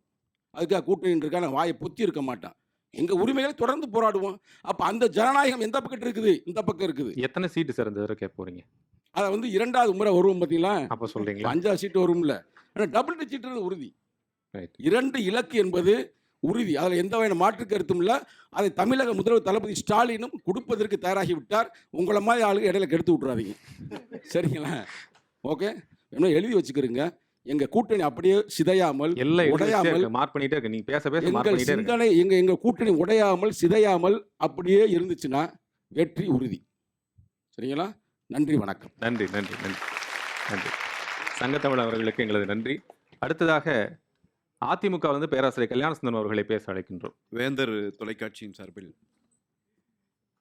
சொல் பெரிது என்கிற நிகழ்வை நடத்தி கொண்டிருக்கின்ற எனக்கு முன்னாள் மரியாதைக்குரிய அண்ணன் சொன்னதைப் போல, இடது வலது என்று பிரித்தாலும் இடையிலே நின்று சமநிலையை பேணிக் கொண்டிருக்கிற போற்றுவதற்குரிய நெறியாளர் அவர்களே, 2 பக்கமும் வாதிடுவதற்காக வேறுபட்ட அரசியல் கருத்துக்கள், கொள்கைகள் இருந்தாலும் நட்புணர்வோடு கூடியிருக்கிற அனைத்து கட்சியினுடைய சகோதரர்களே, சகோதரி அவர்களே, இந்த நிகழ்வை பார்ப்பதற்காக, இந்த செய்திகளை உள்வாங்குவதற்காக வந்திருக்கிற அன்பு சகோதரர்களே, அனைத்து கட்சியைச் சேர்ந்த நண்பர்களே, உறுப்பினர்களே, உங்கள் அனைவருக்கும் என்னுடைய வணக்கம். சொல் பெரிது என்கிற தலைப்பை பார்த்த உடனேயே நெறியாளர் திருக்குறளிலேயே ஆரம்பித்தார். அதனுடைய தொடர்ச்சியே என்னவோ அண்ணன் சங்கத்தமிழன் அவர்களும் அவரும் திருக்குறளையே சொல்லிவிட்டு போனார். ஆனால் அவர்கள் 2 பேரும் சொல்லுகிற போது எனக்கு ஒரு பதட்டம் இயல்பாகவே தொற்றிக்கொண்டது. ஏனென்றால் இங்கே இந்த திருக்குறள் சரியாக சொல்லிவிடுகிறார்கள், அதற்கான பொழிப்புரையை, அதற்கான பொருளை சொல்லுகிற போதுதான் கொஞ்சம் தவறு செய்து விடுகிறார்கள். எனவே அந்த தவறு இங்கும் நடந்துவிடக்கூடாது. உண்மையிலேயே நான் ஆசிரியனாக இருந்திருக்கிறேன். நான் என்னுடைய மாணவர்களிடம் பேசுகிற போது, இந்த திருக்குறள் குறித்தெல்லாம் பேசுகிற போது, வள்ளுவர் இத்தனை குறள்களை எழுதினார், இத்தனை 1000 ஆண்டுகள் கடந்தும் நிற்கிற அந்த மாபெரும் இலக்கியத்தை படைத்தார். ஆனால் எந்த இடத்திலாவது சாதியையோ மதத்தையோ குறிப்பிட்டு சொல்லியிருக்கிறாரா என்றெல்லாம் நாம் கேட்டபோது ஒரு பையன் எழுந்து சொன்னான், சார் நீங்கள் சரியாக படிக்கல, வள்ளுவர் குறிப்பிட்டிருக்கிறார், எங்கள் ஜாதியை பற்றி வள்ளுவர் பேசியிருக்கிறார் என்று சொன்னார். என்னடா உங்கள் ஜாதியை பற்றி என்னடா பேசினார் என்று கேட்டால் அந்த பையன் சொன்னான், நீங்கள் நல்லா படித்து பாருங்கள் சார், அறிவுடையார் எல்லாம் உடையார். எனவே எனக்கு நெறியாளர் சொன்ன குறளிலுமே எனக்கு அந்த சிக்கல் இருக்கிறது. சொல்லுக சொல்லிற் பயனுடைய, சொல்லற்க சொல்லிற் பயனிலா சொல் என்று சொன்னார். அந்த குறளை இன்னொரு மாதிரியும் அசைபிரித்து பேசுகிறார்கள். சொல்லுக சொல்லிற் பயனுடைய, சொல்லற்க சொல்லிற் பயனிலா சொல் என்று அதை அசைபிரித்தால் கொஞ்சம் சிக்கல் வந்துவிடும். அதனால் இந்த ஊடகங்கள் எதற்காக இதை குறிப்பிட்டு சொல்லுகிறேன் என்றால், எனக்கு இந்த குறள் சொன்ன நேரத்தில் நீங்கள் கழிச்சிடணும். இப்பதான் தொடங்குது. எதற்காக இந்த குறளை சொல்லுகிறேன் என்றால், உண்மையில் இருக்கிற நிலை ஒன்று, அதை இன்றைக்கு இருக்கிற ஊடகங்கள் காட்டுகிற நிலை வேறொன்று. வேந்தர் டிவி விதிவிலக்காக இருக்கிறது. அதற்காக முதலில் நான் வாழ்த்துக்களை சொல்லிக் கொள்கிறேன். உண்மையை ஊடகங்கள் காட்டும் என்று சொன்னால் 2026 சந்தேகமில்லாமல் எடப்பாடியாருக்கானது, இரட்டை இலைக்கானது, அனைத்து இந்திய அண்ணா திராவிட முன்னேற்ற கழகத்திற்கானது. ஊடகங்கள் அந்த நிலையிலே இருந்து தவறும் என்று சொன்னால் அதை சரி செய்து மக்கள் மன்றத்தில் சரியான ஊடக செய்திகளை கொண்டு போய் சேர்க்கிற பணியில் நாங்கள் நிற்கிறோம். கட்டாயம் வெற்றி பெறுவோம். 2026 யாருக்கானது என்கிற கேள்வியை நான் இன்னொரு திசையிலே இருந்து அணுகுகிறேன். 2026 யார் வர வேண்டும், யார் வருவார்கள் என்பது ஒரு பக்கம், அது மக்கள் தீர்ப்பளிப்பார்கள். யார் வர வேண்டும்? நாங்கள் வர வேண்டும். அனைத்து இந்திய அண்ணா திராவிட முன்னேற்ற கழகம் வர வேண்டும். எடப்பாடியார் அவர்கள் வர வேண்டும். ஏன் வர வேண்டும் என்பதற்கான ஒரு அதற்கான தேவையை, காரணத்தை சொல்லுகிற மேடையாக நான் இந்த மேடையை பயன்படுத்த நினைக்கிறேன். எனக்கு முன்னால் பேசிய அண்ணன் சங்கத்தமிழன் அவர்கள் உண்மையிலேயே நான் மிகுந்த மரியாதை வைத்திருக்கிற என்னுடைய அண்ணன். அவர் ஒரு 15 நிமிடங்கள் பேசினார். நீங்கள் அவர் பேச்சை கவனித்து பாருங்கள். நிறைய செய்தி வைத்திருக்கிறவர், மெத்த படித்தவர், உண்மையிலேயே ஆழ்ந்த அரசியல் அனுபவம் கொண்டவர், எல்லாம் எனக்கும் தெரியும். ஆனால் திராவிட முன்னேற்ற கழக அரசு இதையெல்லாம் நிறைவேற்றி இருக்கிறது, எனவே திராவிட முன்னேற்ற கழகம் தான் வெற்றி பெறும் என்று அவர் பேசவே இல்லை. கூட்டணி இருக்கிறது, பிஜேபி வந்து விட்டது, உத்தரப்பிரதேசத்தை பாருங்கள், மத்திய பிரதேசத்தை பாருங்கள், எனவே நாங்கள் வென்று விடுவோம். பீகார் விட்டுட்டீங்க. பீகார், ஜார்க்கண்ட், தென்னிந்தியாவிற்கே வருவதில்லை. சரிதானுங்களா? ஏனென்றால் அது அண்ணன் சங்கத்தமிழன் அவர்கள் மீது தவறில்லை, ஏதாவது இருந்தால் தானே சொல்ல முடியும். எதுவும் இல்லாத போது அவர் அண்ணன் ஒரு அழகான திருக்குறளை குறிப்பிட்டு சொன்னார். வினைவலியும் தன்வலியும் மாற்றான் வலியும் துணைவலியும் தூக்கிச் செயல், இல்லைங்களா? ஆனால் சிக்கல் என்னன்னா, இன்றைக்கு நம்முடைய முதலமைச்சர் துணை வழியை மட்டுமே நம்பிக்கொண்டிருக்கிறார். துணை யார் இருக்கிறார்? கூட்டணி இருக்கிறது, விலைக்கு வாங்கப்பட்ட ஊடகங்கள் இருக்கிறது, இவை நமக்கு கொடுக்கும் என்று நினைக்கிறார். இந்த ஒரு வழியை மட்டும் பார்த்தால் வெற்றி பெற முடியும் என்று வள்ளுவன் கூட சொல்லவில்லை. ஆனா அண்ணா அதை சரி தவறா புரிஞ்சுட்டு பேசுறாங்கன்னு நினைக்கிறேன். நான் சொல்லுகிறேன், எதனால் இன்றைக்கு இருக்கிற இந்த ஆட்சியை நாங்கள் குறை சொல்லுகிறோம், எதனால் இந்த ஆட்சி கட்டாயமாக தமிழகத்திலே இருந்து வெளியேற்றப்பட வேண்டும் என்பதை நாங்கள் சொல்லுகிறோம். நினைச்சு பாருங்க, இந்த நாட்டினுடைய சட்டம் ஒழுங்கினுடைய நிலை இன்னைக்கு என்ன. ஒண்ணு வேண்டாம், நம்ம இன்னைக்கு பேசிட்டு இருக்கிறோம் சென்னையில, சினிமால பார்த்துருக்கிறோம். தெருவில் நீங்க பார்த்ததுண்டா? இதே பாரிஸ் கார்னர்ல 2 நாளைக்கு முன்னாடி கத்தியை தூக்கி கொண்டு பொதுமக்கள் போகிற இடத்திலே ரவுடிகள் ஓடுகிறான். இதே திருவள்ளூர்ல 10 நாளைக்கு முன்னாடி சிறையிலே இருந்து வெளியே வந்தவன் பொதுமக்களை ஓடி ஓடி வெட்டுகிறான், வீட்டிற்குள்ளே போய் வெட்டுகிறான்.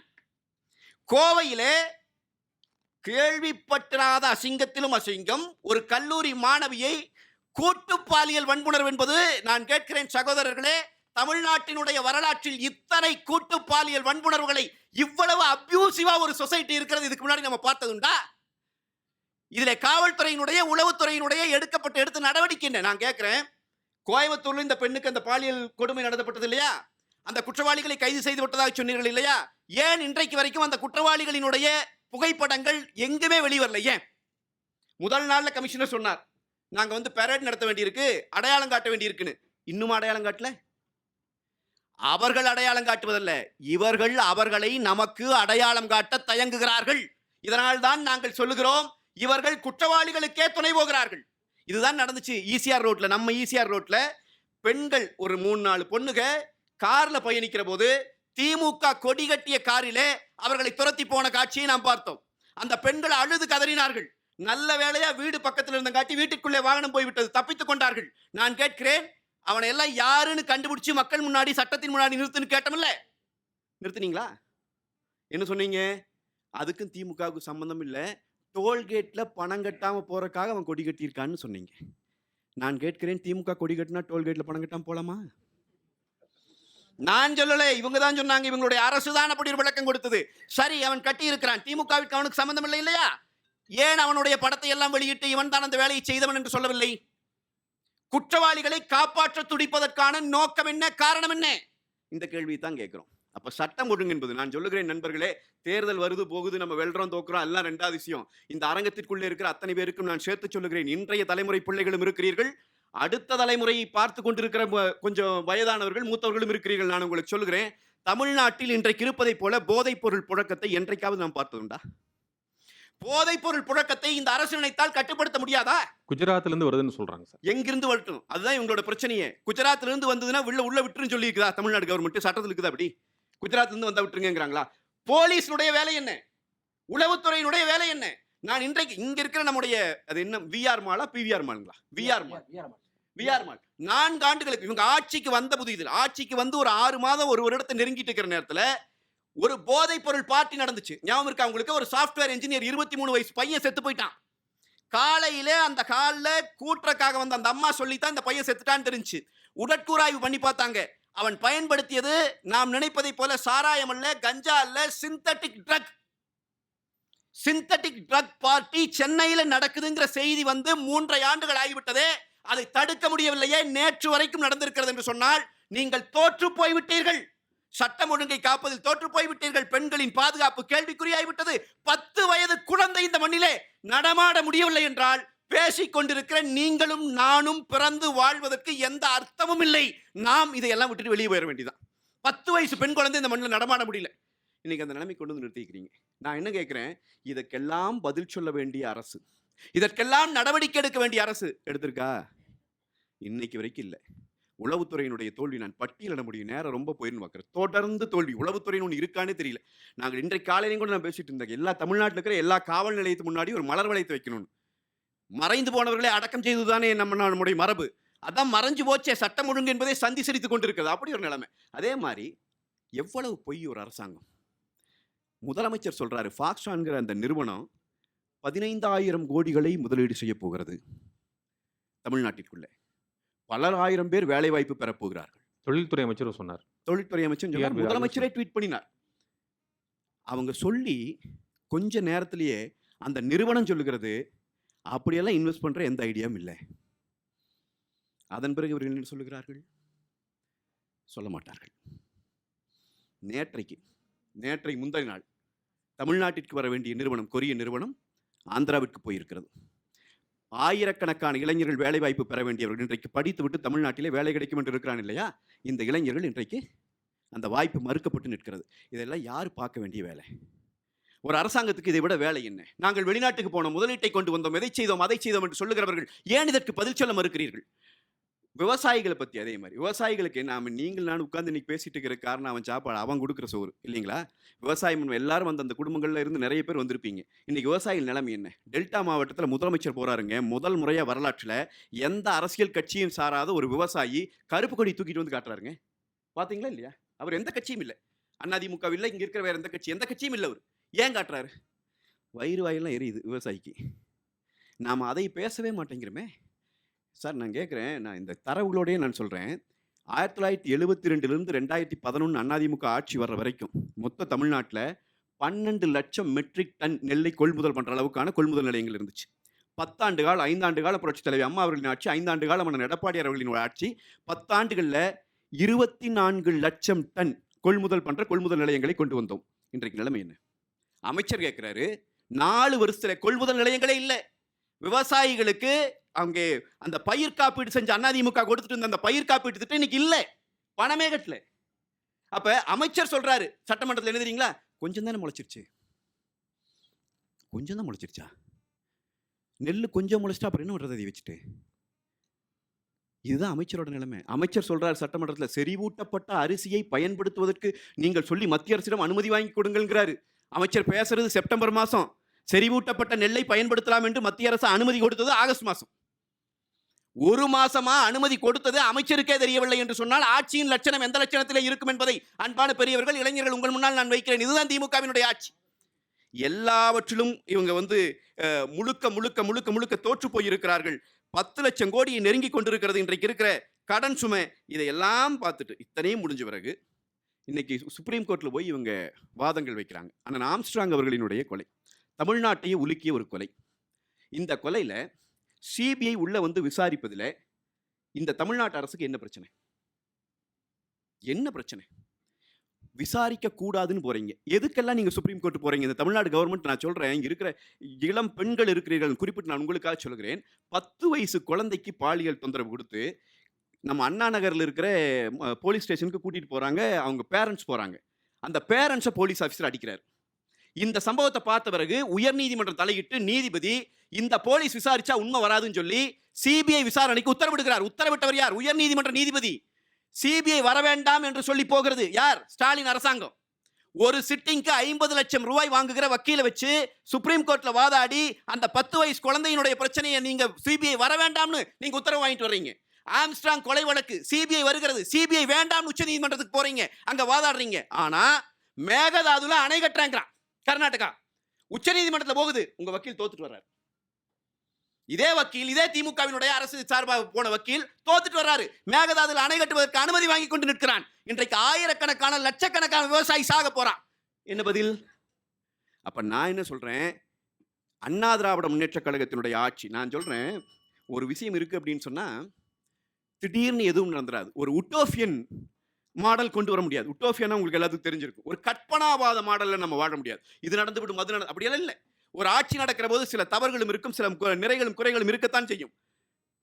குணம் என்னங்கிறத பார்க்கணும், குற்றம் என்னங்கிறத பார்க்கணும். அதுல மிகை நாடி மிக்க குழல் நான் வள்ளுவேன். புரியுதுங்களா?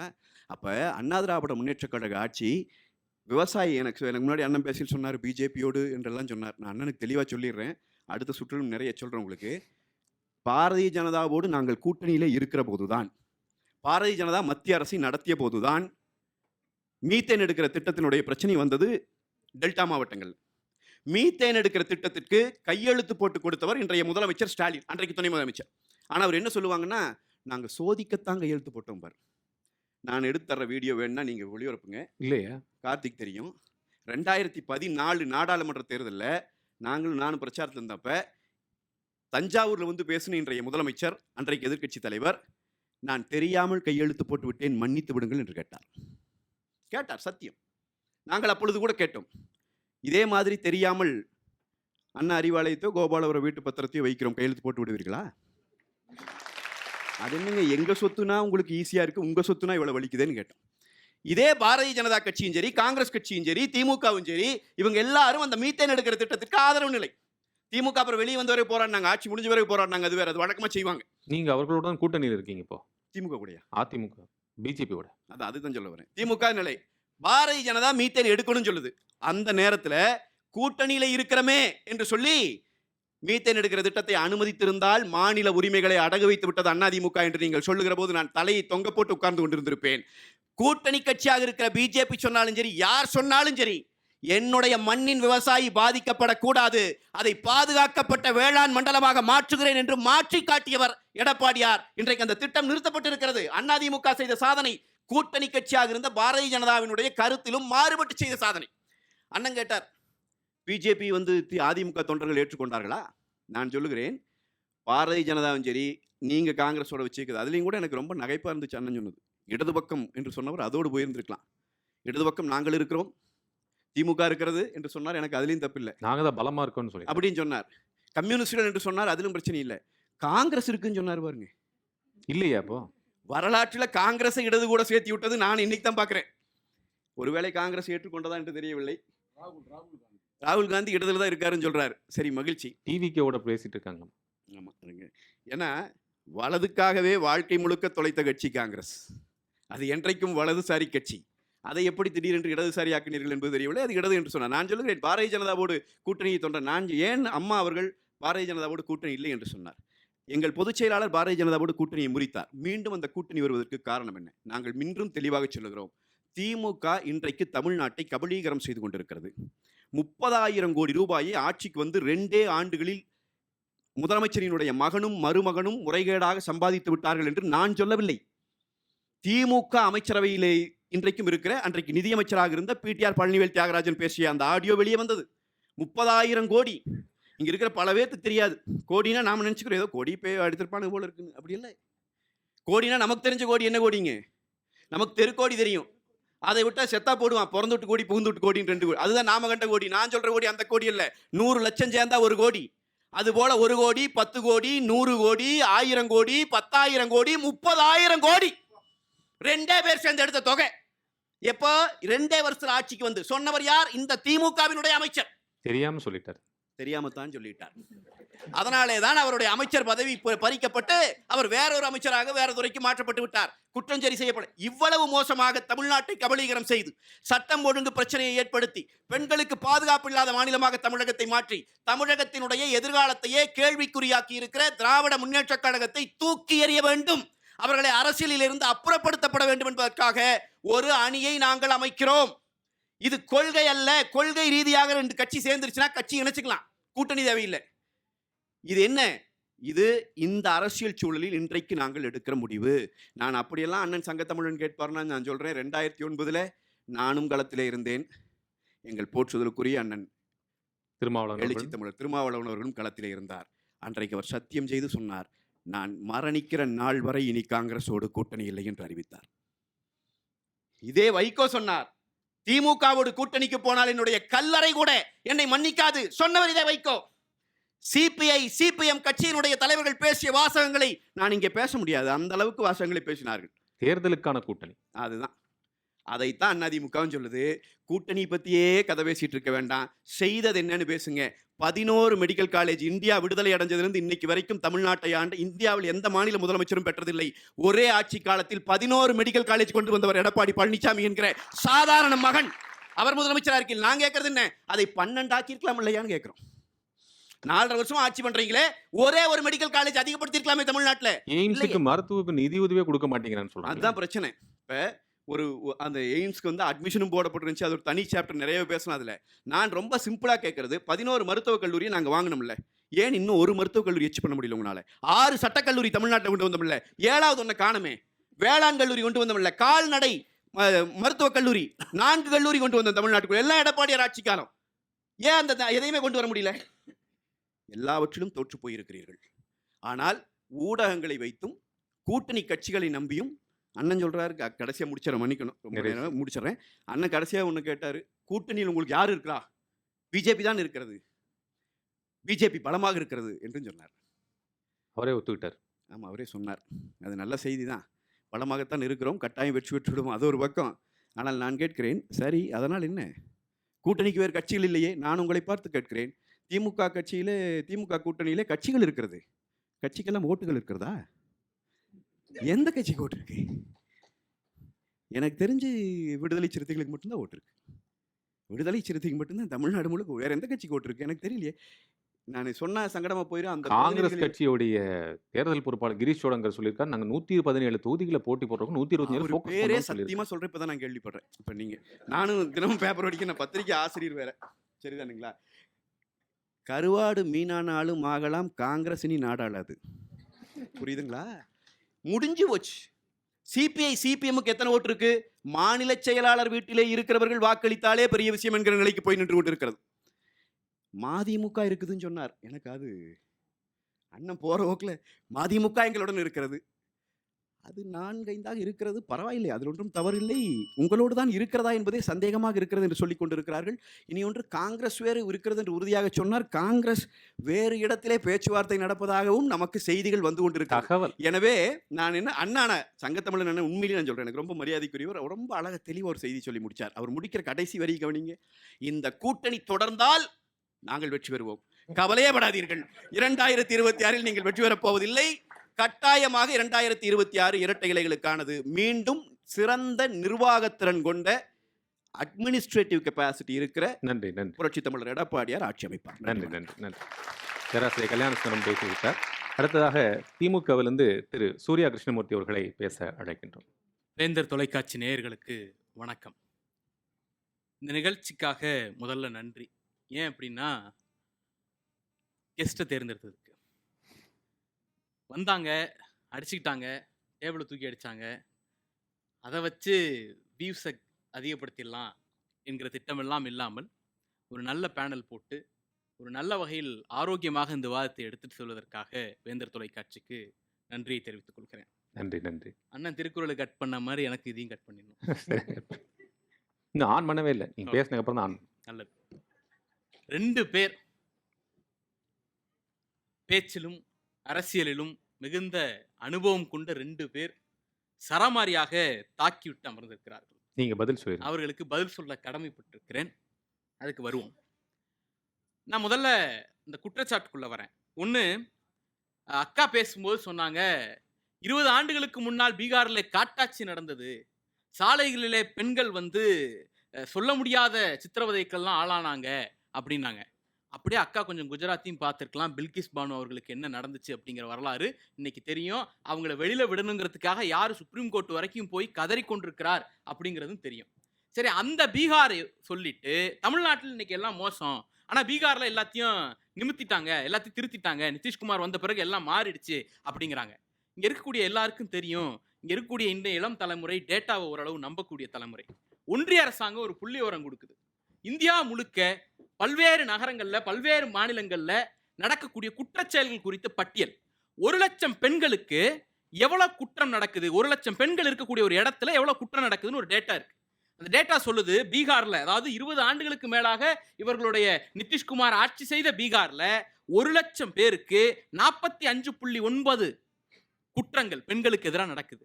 ஆனால் இவர்கள் ஒண்ணுமே சரியில்லை, சட்டம் ஒழுங்கு சந்தி சிரிக்குது என்று வீதிக்கு வீதி கத்திக் கொண்டிருக்கிறார்கள். தமிழ்நாட்டில் பீகாரில் நடப்பதை விட பாதிக்கும் கீழ் 1,22.4 தான். இது கடந்த ஆட்சியை விட சிறப்பான நிர்வாகம், மற்ற மாநிலங்களை விட சிறப்பான நிர்வாகம். ஒண்ணு. ரெண்டாவது, அக்கா சொன்னாங்க 10,000 ரூபா கொடுக்கறதுக்கு நாங்க தயாரா இருக்கோம், வேணாங்கிறாங்க. ஒருபோதும் அப்படி சொல்ல மாட்டோம்க்கா, எப்படியாவது கொடுங்க, தயவு செஞ்சு கொடுங்க அப்படின்னு தான் மன்றாடுறோம். எந்த திட்டத்தின் கீழ் தமிழ்நாட்டில் உள்ள மகளிருக்கு 10,000 ரூபாய் கொடுப்பதற்கு பாஜக தயாராக இருக்கிறது? ஸ்கீம்னு ஒன்று இருக்குன்னா ஸ்கீமுக்கு பேருன்னு ஒன்று இருக்கணும்ல. தேர்தல் வந்ததால் பீகார்ல 10 நாளைக்கு முன்னாடி ஒவ்வொரு மகளிருக்கும் 10,000 ரூபாய் அப்படிங்கிறீங்க. மாதம் நாங்க மாதம்னு பீகார்லயே கொடுக்கலக்கா, தமிழ்நாட்டில் எப்ப கொடுக்க போறீங்கன்னு தெரியல. அந்த ஸ்கீம் 2 லட்சம் ரூபாய் நாங்க முதற்கட்டமா 10,000 ரூபாய் கொடுக்குறோம் அப்படிங்கிறாங்க. தமிழ்நாட்டை பொறுத்த வரைக்கும் அதுலயும் அவங்க என்ன குறிப்பிட்டு சொல்றாங்க, என்ன சொல்றாங்கன்னா, உமன் ஆண்டர்பிரினர்ஷிப், பெண்களை தொழில் முனைவோராக மாற்றுவது நோக்கம், அதுக்காக தான் 10,000 ரூபாய் கொடுக்குறோம் அப்படிங்கிறாங்க. இந்தியாவிலேயே ஒன்றிய அரசினுடைய MSME கொடுத்த புள்ளி விவரத்தின் அடிப்படையில் அதிகப்படியான பெண்கள் PhD போறது தமிழ்நாட்டில் தான், அதிகப்படியான பெண்கள் தொழில் முனைவோரா இருப்பது தமிழ்நாட்டில் தான், அதிகப்படியான பெண்கள் இண்டஸ்ட்ரியல் லேபர் பார்ட்டிசிபேஷன் இருப்பது தமிழ்நாட்டில் தான். ஆக 10,000 ரூபாய் கொடுக்காமலேயே இங்க எல்லாவற்றையும் சாதித்து காட்டியிருக்கிற அரசு தான் திராவிட முன்னேற்ற கழக அரசு. கொடுத்துட்டா இன்னும் நல்லா இருக்கும், இன்னும் நல்லா இருக்கும். அது என்னன்னா, அங்க இருக்கிறது மாநில அரசு கொடுக்கக்கூடிய நிதி கிடையாது. அந்த 10,000 ரூபாய் மொத்தமா அதுல பெரும் பகுதி ஒன்றிய அரசாங்கம் கொடுக்கக்கூடிய நிதி. எங்களுக்கு நீங்க கான்ட்ரிபியூட் பண்ண தயாரா இருந்தா மாநில அரசு கொடுக்க போகுது. நீங்க கொடுக்காத போதே 1000 ரூபாய் கொடுக்கக்கூடிய ஒரு அரசு நீங்கள் கொடுத்தா வேண்டாம்னு சொல்ல போது. அந்த அடிப்படையில தான் நான் கேட்க விரும்புறேன். அடுத்தது, சென்னை மெட்ரோ பத்தி அக்கா சொன்னாங்க, நான் அதை வரவேற்கிறேன். ரொம்ப சரியா ஒரு வார்த்தையை சொன்னாங்க, ஸ்டேட் செக்டார் ப்ராஜெக்டா இருந்துச்சு அப்படின்னுட்டு. அதுக்கு யாரை தெரியுமாக்கா குற்றம் சாட்டணும்? உங்க பக்கத்திலே உட்கார்ந்துருக்காங்கல்ல அதிமுக, அவங்கள குற்றம் சாட்டணும். ஏன்னா சென்னை மெட்ரோ, இன்னைக்கு நாம எல்லாம் போறோம்ல மெட்ரோ, அந்த மெட்ரோவுக்கான திட்டமிடல் 2019ஆம் ஆண்டு டிபிஆர் போகுதுக்கா.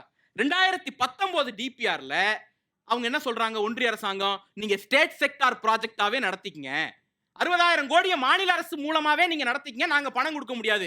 எப்ப சொன்னீங்க? 2019. அப்ப யாரு ஆட்சி? அதிமுக. யாரு கூட்டணி? உங்க கூட்டணி. அப்போ உங்க கூட்டணி கட்சியால் செய்ய முடியாததை 2024 எதிரில் நின்று சாதித்து காட்டிய கட்சி திராவிட முன்னேற்ற கழகம். சென்ட்ரல் ஃபண்டிங்க வாங்கி காட்டியது நாங்கள்.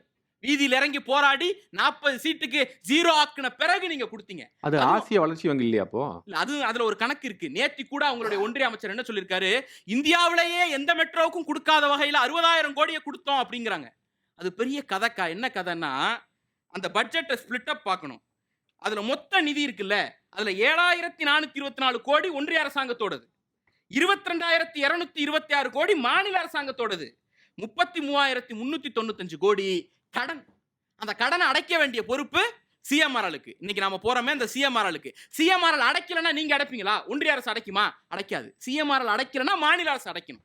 அப்ப யோசிச்சு பார்த்தோம்னா, ஒரு 7,000 கோடி ரூபாயை கொடுத்துட்டு நாங்க 63,000 கோடி கொடுத்துட்டோம் அப்படின்னு விளம்பரப்படுத்தி கொள்ளக்கூடியவர்களாகத்தான் பாஜக இருக்கிறார்கள். அதுதான் இன்னைக்கு கோயம்புத்தூர் மெட்ரோக்கும் மதுரை மெட்ரோக்கும் இங்கேயாவது 7,000 கோடி கொடுத்தாங்க, அந்த ஒன்றும் கிடையாது அப்படிங்கிறாங்க. ஒண்ணுமே கிடையாது அப்படின்னு சொல்றதுக்கு என்ன? அக்கா திருப்பி சொல்றாங்க, நாங்க திருப்பி தான் அனுப்பியிருக்கோம், கேன்சல் பண்ணல அப்படிங்கிறாங்க. ரிட்டர்ன் பண்ணதுக்கு ஒரு விளக்கம் இருக்குக்கா. அப்போ வந்து நான் இந்த ஃபைலை உங்களுக்கு நான் திருப்பி அனுப்பிடுறேன், ஆனால் இதில் ஒரு 10 வார்த்தை தப்பா இருக்குன்னா திருத்தி கொடுங்க அப்படின்னு சொல்லி திருப்பி அனுப்புனேன்னா அதுக்கு பேரு ரிட்டர்ன். அதை நான் திருப்பி அனுப்புறேன், இந்த ப்ராஜெக்ட் நம்ம திருப்பி எடுக்கிறோம் அப்படின்னு அர்த்தம்.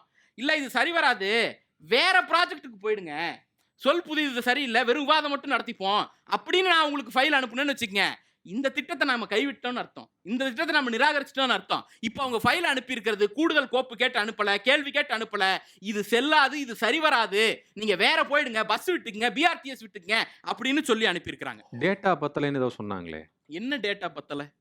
35 கிலோமீட்டர் வேகத்துல போகும் அப்படிங்கிறாங்க. ஆக்ரா மெட்ரோ எத்தனை கிலோமீட்டர் வேகத்துல போகுது நீங்க கொடுத்த கணக்குப்படி? 35.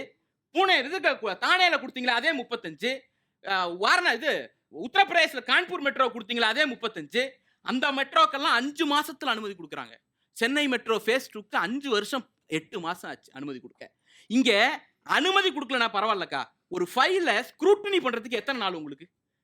ஃபைல் அனுப்புனது பிப்ரவரி 2024, அடிஷனல் டாக்குமெண்ட் அனுப்புனது டிசம்பர் 2024. இதை ஏத்துக்க முடியாதுன்னு ரிட்டர்ன் பண்றதுக்கு ஓராண்டு காலம். அப்ப மற்ற மாநிலங்களுக்கு, பிஜேபி ஆளக்கூடிய மாநிலங்களுக்கெல்லாம் பணம் கொடுக்கறதுக்கே அவங்க 5 மாசம் தான் எடுத்துக்கிறாங்க. தமிழ்நாட்டுக்கு கொடுக்க முடியாதுன்னு சொல்றதுக்கு 1 வருஷம் எடுத்துக்கிறாங்க. இதைத்தான் நாங்க குற்றம் சாட்டுறோம். இந்த அடிப்படையில் தான் குற்றம் சாட்டுறோம். இன்னொன்னு அக்கா சொன்னாங்க வாக்குறுதி பத்தி.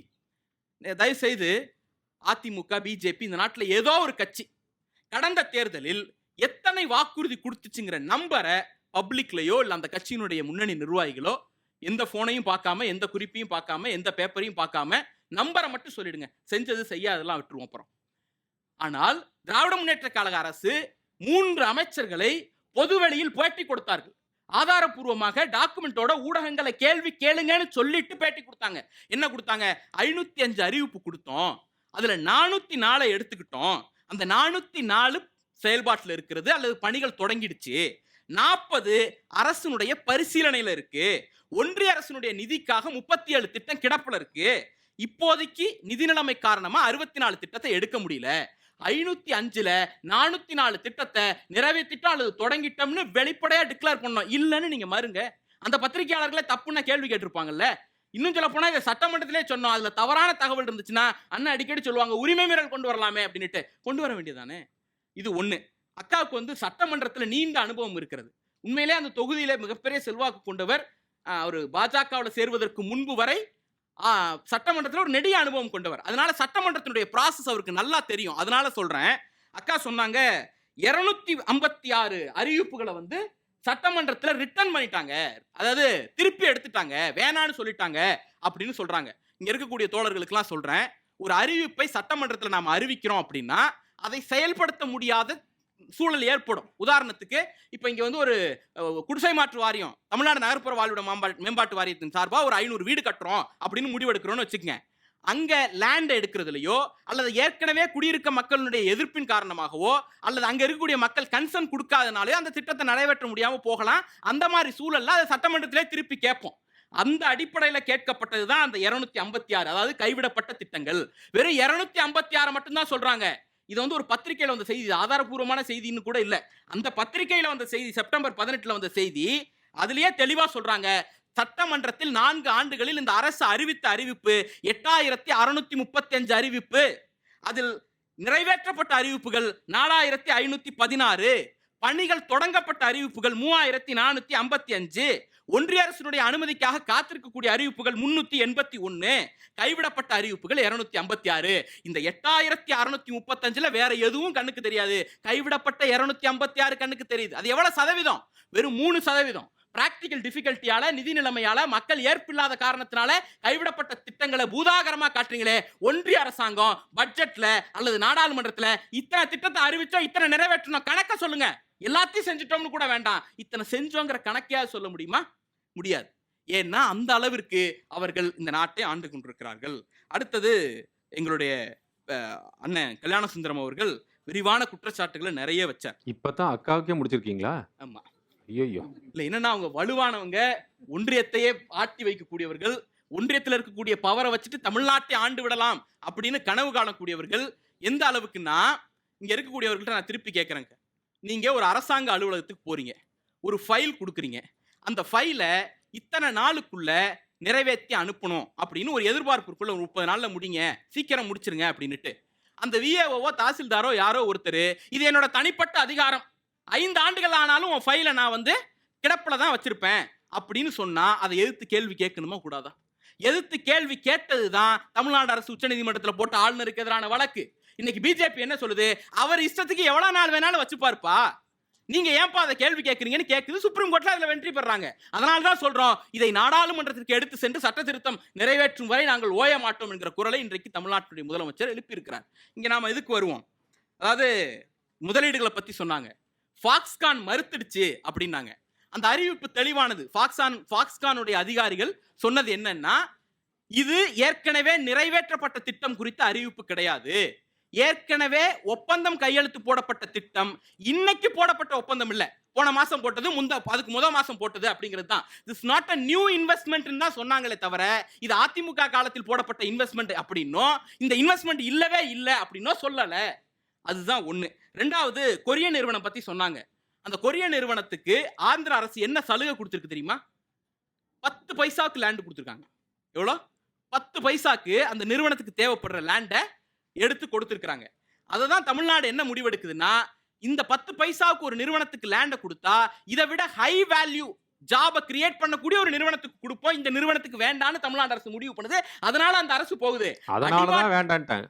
அடிமாட் இல்ல, அவங்க கேட்ட எதிர்பார்ப்புகளை பூர்த்தி செய்யல. 10 பைசாக்கு லேண்ட் கொடு, அவங்க கொடுக்குறாங்க, நீங்க 5 பைசா கொடுக்குறீங்களான்னு கேட்டா, அடிமாட்டு விலைக்கு ஒரு நிறுவனத்தை வாங்கிட்டு வந்து லோ வேல்யூ ஜாப்ஸ் கிரியேட் பண்ண வேண்டிய அவசியம் தமிழ்நாட்டுக்கு இல்ல, அந்த சலுகையை கொடுத்து ஒரு ஹை வேல்யூ ஜாபை கிரியேட் பண்ணிடுவோம் அப்படிங்கிறது தான் தமிழ்நாட்டினுடைய நிலைப்பாடு. அதனாலதான் இன்னைக்கு ஜிசிசி ஹப்னு தமிழ்நாட்டை மாத்தி காட்டி இருக்கிறோம். ஒன்றிய அரசாங்கத்தினுடைய அதிகாரப்பூர்வ புள்ளி விவரமே சொல்லுகிறது, ஏறக்குறைய 10 லட்சம் கோடிக்கு மேல இந்த 4 ஆண்டுகள்ல முதலீடு வந்திருக்கிறது என்பதை நாடாளுமன்றத்தில் ஒன்றிய அரசே ஒத்துக்குது. எதிர்க்கட்சி தலைவர் சொல்லும்போது இங்க வரக்கூடிய நிறுவனங்கள் எல்லாம் ஆந்திராவுக்கும் தெலுங்கானாவுக்கும் பஞ்சாபுக்கும் மற்ற மாநிலங்களுக்கு போயிருது அப்படின்னு குற்றச்சாட்டு சொல்றாங்க. 3 வகையில பிரிக்கணும். ஒன்னு, ஆந்திராவுக்கு போகக்கூடிய நிறுவனங்கள் இப்ப நான் அந்த கடைசியா சொன்ன கொரிய நிறுவனம் மாதிரி தான். அவங்க எதிர்பார்க்கக்கூடிய சலுகை எக்ஸ்ட்ரீமா இருக்கும். லேண்ட ஃப்ரீயா கொடு, சீராவை பண்ணி கொடு, அப்ப அதை வேற நிறுவனங்களுக்கு கொடுக்கலாம்னு அரசு முடிவெடுக்கலாம். ஒன்னு. ரெண்டாவது, செமிகண்டக்டர் இண்டஸ்ட்ரி தான் வந்து குஜராத்துக்கும் இதுக்கும் போனுச்சு, உத்தரப்பிரதேசத்துக்கும் அசாமுக்கும் போனுச்சு. இந்த செமிகண்டக்டர் இண்டஸ்ட்ரியில என்ன நடக்குது? செமிகண்டக்டர் இண்டஸ்ட்ரிக்கு மிகப்பெரிய முதலீடு தேவை, 50% மூலதன மானியம் தேவை.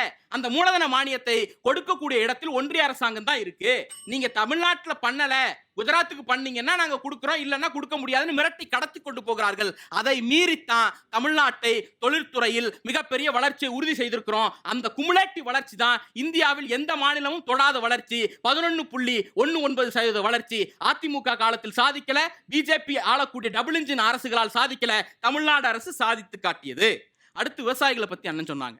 விவசாயிகளை பத்தி சொல்லுகிற போது ரொம்ப உணர்ச்சி வசப்பட்டாங்க. அந்த பின்புலத்திலிருந்து வருகிற வாட்டி இருக்கும். ஆனா ஒரே ஒரு தகவல் சொல்லணும். கடந்த 10 ஆண்டுகளில் அதிமுக 10 ஆண்டுகளில் கொள்முதல் செய்த நெல்லின் அளவை விட இந்த ஆட்சி 4 ஆண்டுகளில் கொள்முதல் செய்த நெல்லின் அளவு அதிகம். ஒண்ணு. ரெண்டாவது, செறிவூட்டப்பட்ட அரிசிக்கு நாங்க கேட்டது செப்டம்பர்ல பதில் சொல்றாரு அமைச்சர், ஆகஸ்ட்லயே அனுமதி கொடுத்துட்டாங்கிறாரு. 2 அனுமதி இருக்கு. ஒன்னு, செறிவூட்டப்பட்ட அரிசியை கலக்கணுங்கிற அனுமதி, இன்னொன்னு அந்த சாம்பிளுக்கான அனுமதி. எந்த அரிசியை கலக்கணுங்கிறத நம்ம சாம்பிள் அனுப்புவோம், அந்த சாம்பிளை அப்ரூவ் பண்ணணும். இவங்க அனுமதி கொடுத்தது கலக்கணுங்கிறதுக்கான அனுமதி. கலக்கணும்னு சொல்லியாச்சு, எந்த அரிசியை கலக்கணுங்கிறதுக்கு ஒப்புதல் கொடுக்கணும்ல, அந்த ஒப்புதலை நிறுத்தி வைத்ததால் தான் அரைக்க முடியல, நாங்க பெண்டிங் வந்துச்சு. 308 கோடி ரூபாய் கொடுத்துரு மத்திய அரசு அந்த கிடங்கு அமைக்கிறதுக்கு, அதை பயன்படுத்தவே இல்லைன்னு திரு அண்ணாமலை ட்விட்டர் போட்டிருந்தாரு. 10 ஆண்டுகளில் அதிமுக ஆட்சி கட்டிய கொள்முதல் கிடங்குகளை விட, அதாவது சேமிப்பு கிடங்குகளை விட திராவிட முன்னேற்ற கழக அரசு எழுப்பிய சேமிப்பு கிடங்குகளினுடைய எண்ணிக்கையும் கொள்ளளவும் அதிகம். இன்னொன்னு, அந்த அரிசி நெல் எங்க தேங்குதுங்கிறது முக்கியம். இப்ப நீங்க ஒரு ப்ரொக்யூர்மெண்ட் சென்டருடைய அதிகாரி, நீங்க ப்ரொக்யூர்மெண்ட் சென்டர் அதிகாரிக்கும் போது நான் விவசாயியா இருக்கேன், நான் கொண்டு வந்து உங்ககிட்ட நெல்லை கொடுக்குறேன். நீங்க சும்மாவே உட்கார்ந்து இருந்தாலும், உங்க பின்னால இருக்கிற குடோன் சீரோவாவே இருந்தாலும் உங்களால கொள்முதல் பண்ண முடியாது. ஏன்னா ஈரப்பதம் 17 இருக்கணும். 17க்கு மேல போயிடுச்சுன்னா கொள்முதல் பண்ண முடியாது. அதை உயர்த்தி கொடுக்க வேண்டிய இடத்தில் ஒன்றிய அரசாங்கம் இருக்கிறது. 17 22 உயர்த்தி கொடுங்க, விவசாயிகள் வயிற்றுல அடிக்காதீங்க அப்படின்னு கேட்டோம்னா, எடப்பாடி பழனிசாமி அவர்களும் இந்த கோரிக்கை வச்சார். கேட்டோம்னா ரிஜெக்ட் பண்ணிட்டாங்க. ரிஜெக்ட் பண்ண பிறகு இன்றைக்கு வீதியில் இறங்கி போராடுகிறது திராவிட முன்னேற்ற கழகம், அமைதி காக்கிறது அதிமுக. இதுதான் வித்தியாசம்.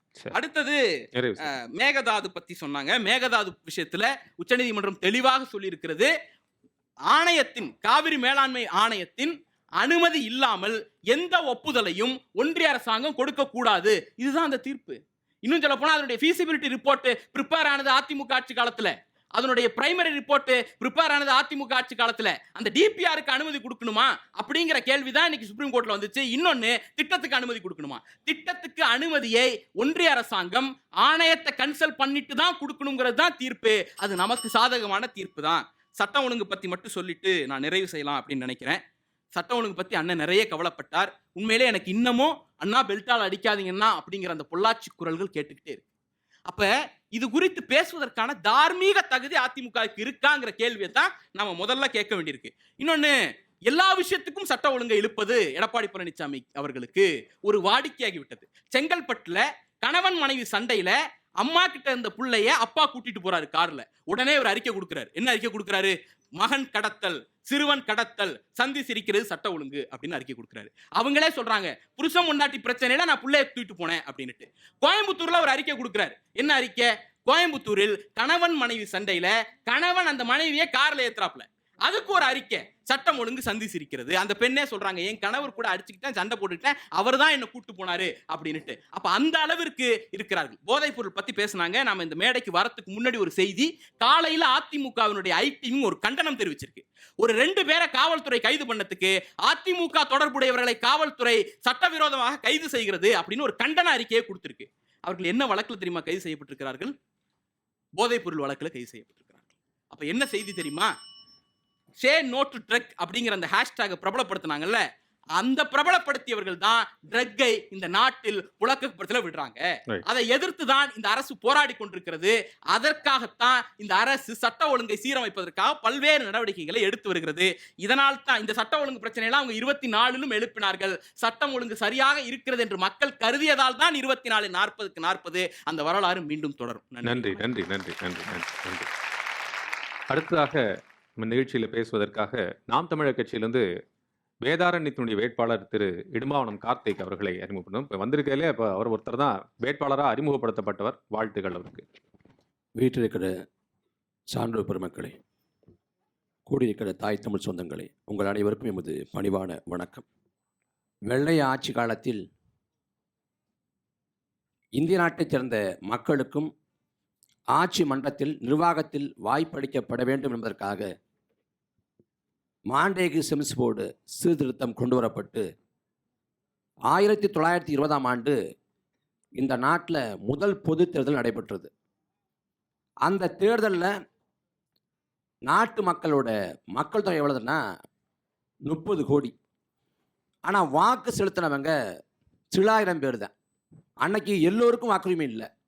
யார் படித்தவங்களோ, யார் பட்டதாரியோ, யார் மிராஸ்தாரோ, யார் நிலக்கிழாரோ, யார் சமூகத்தில் செல்வாக்கு கொண்டவரோ அவங்களுக்கு மட்டும்தான் வாக்குரிமைங்கிற நிலை இருந்துச்சு.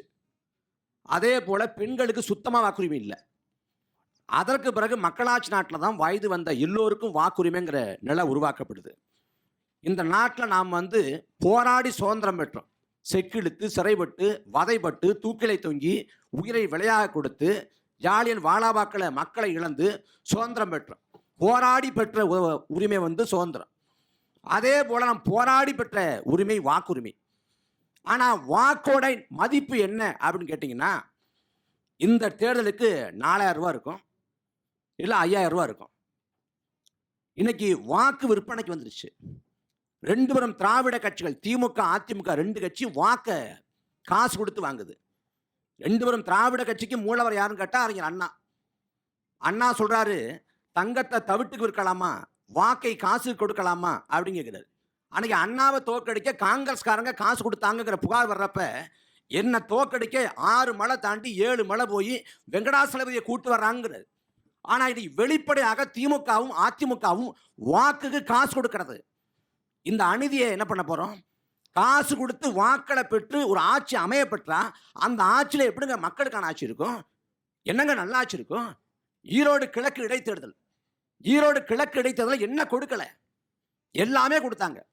இன்னும் சொல்ல போனால் ஏற்காடுக்கு இன்ப சுற்றுலா கூட்டு போனாங்க.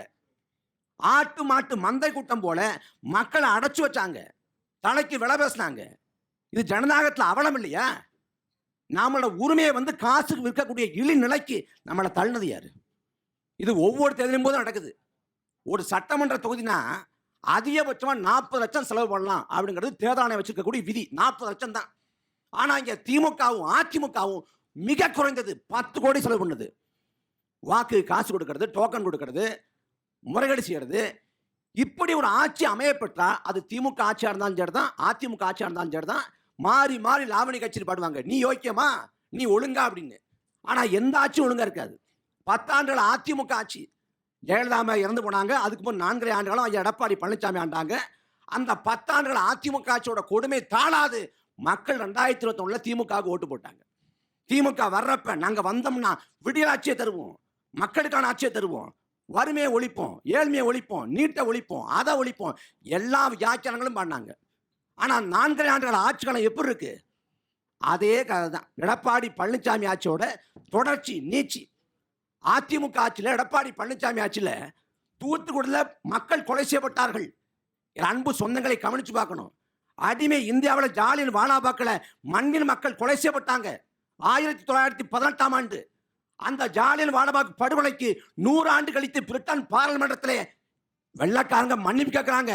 எங்கள் முன்னோர்கள் தவறித்து விட்டார்கள், ஜாலியன் வாலாபாக்கிலே மக்களை கொண்டொழித்திருக்க கூடாதுன்னு. எப்ப? 1918 நடந்ததுக்கு. ஆனா 2018ஆம் ஆண்டு இங்க தூத்துக்குடியில் மக்களை கொன்னாங்களே, கொன்னது யார்? கொன்னது அதிமுக அரசு. அதில் தொடர்புடைய குற்றவாளிகளை காப்பாற்றி கொண்டிருப்பது திமுக அரசு. அதிமுக ஆட்சி காலத்தில் திமுக போராடுது. என்ன போராடுது? இந்தியாவில் இளமதுவிலை கொண்ட மாநிலம் தமிழ்நாடு, மதுபான கடையை மூட வேண்டும், ஒருபோதும் மது விற்பதை ஏற்க முடியாது. இது திமுக போராட்டம், அம்மையார் கனிமொழி போராட்டம். இன்னைக்கு திமுக ஆட்சிக்கு வந்தவுடனே மதுபான கடையை மூடல. ஐயா ஸ்டாலின் சொல்றாங்க, போதையின் பாதையில் போகாதீங்க. அப்ப நாங்க தள்ளி போயிடலாமா? அப்படி என்ன போதையின் பாதையில் போகாதீங்க? யாருங்க சொல்லணும்? அதை எந்த அதிகாரம் இல்லாத ஒரு சாமானியன் சொல்லலாங்க. 2016 சசிபெருமாள்னு ஒரு காந்தியவாதி மதுபான கடையை மூட கோரி போராட்டம் பண்ணாரு. மதுபான கடைக்கு குடிக்க போனவங்க காலில் விழுந்து கெஞ்சினாரு, குடிக்காதீங்க, நாடு கெட்டு போகும், உடல்நிலை கெட்டு போகும்ட்டு. அவர் சொல்லலாங்க போதையின் பாதையில் போகாதீங்கன்னு. தமிழ்நாட்டோட ஒட்டுமொத்த அதிகாரத்தை கொண்டிருக்கிற தமிழ்நாட்டோட முதலமைச்சர் ஸ்டாலின் சொல்லலாமா? அண்ணாவின் தமிழ் கனவு புத்தகத்தை பரிசீலிக்கிறீங்க எல்லாருக்கும். அந்த புத்தகத்தில் வாக்கியம் இருக்கு, மதுபான கடை நடத்தி வருமானம் ஈட்டி ஆட்சியை தொடர வேண்டும் நிலை வந்தால் நான் துண்ட உதறி தோளில் போட்டுட்டு போவேன். அப்படிப்பட்ட ஆட்சியை தேவையில்லைன்னு மதுவிலக்குக்காக இந்தியா முழுக்க பரப்புரை செய்ய தயார் முழக்கத்தை வைத்தவர் அண்ணா. அந்த அண்ணாவின் வெளிவந்த திமுகவும் அதிமுகவும் இன்னைக்கு மதுபான கடைகளை ஊக்குவித்துக் கொண்டிருக்கிறது. அதை கடந்து மதுபான கடையை மூடணும்னா, அதை கடந்து அண்ணன் சொன்னது போல போதைப் பொருட்களின் மிதமிஞ்சிய புழக்கம். அதிமுக ஆட்சி காலத்தில் ஐயா ஸ்டாலின் சட்டசபைக்கு போனாங்க குட்காவை எடுத்துக்கிட்டு. ஏன்னா குட்கா ரொம்ப சாதாரணமாக கிடைக்குன்னு சொல்றதுக்காக தான் எடுத்துட்டு வந்தேன்.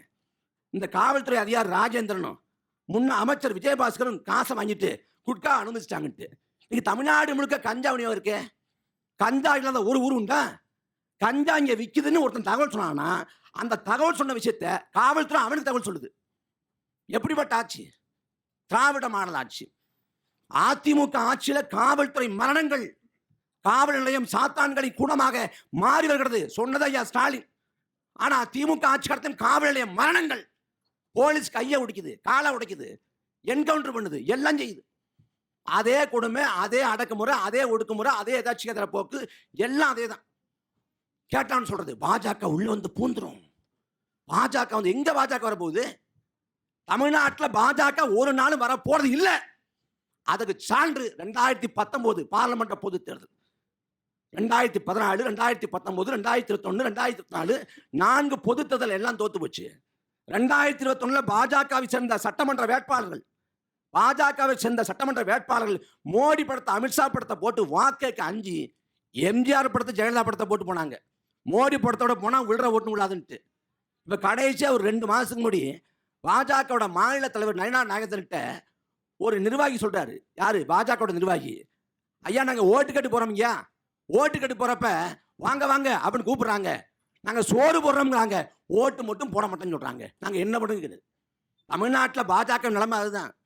மத்தியில் பாஜக இருக்கு, அடக்குமுறை ஏவுறாங்க, ஒடுக்குமுறை ஏவுறாங்க, ஆளுநரை வச்சு குடைச்சல் தர்றாங்க, விசாரணை அடிப்படை கொண்டு மிரட்டுறாங்க, அச்சுறுத்தாங்க, நடக்குது, மாற்றுக்கெடுத்து இல்லை. ஆனா தமிழ்நாட்டில் ஒரு கட்சியாக பாஜக அவ்வளவு பெரிய ஆற்றல் இல்லை, ஒருபோதும் இல்லை. ஆனா இல்லாத பாஜகவை சொல்லி எல்லாத்தையும் நியாயப்படுத்துறது. தமிழ்நாட்டில் நிக்கிறது இல்லையே.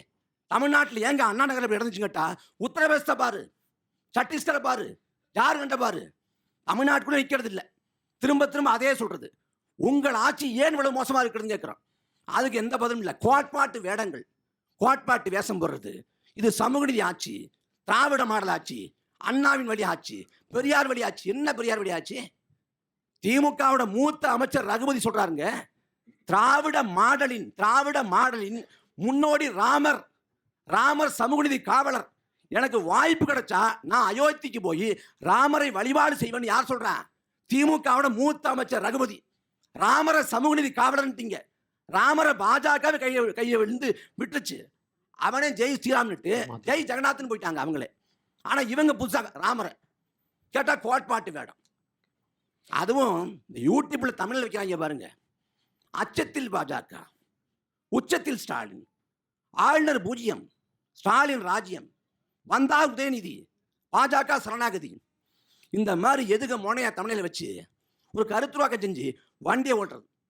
ரெண்டு வரும் கட்சியில அடக்குமுறை, ஒடுக்குமுறை, இந்த கொடுமைகள் தொடர்ந்து வருது. எல்லாத்தையும் விட தமிழ்நாட்டுக்கு 8 லட்சம் கோடி கடன் இருக்கு.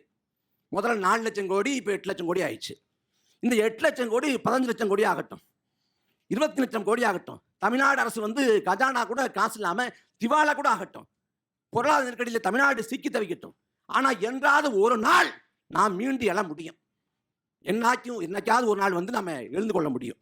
ஆனா தமிழ்நாட்டில் இயற்கை வளங்கள் கொள்ளையடிக்கப்படுது. எங்கேயும் இல்லாத மிதமிஞ்சிய இயற்கை வளங்கள் கொள்ளை. மன்னராட்சி நடந்துச்சு பல ஆண்டுகள்.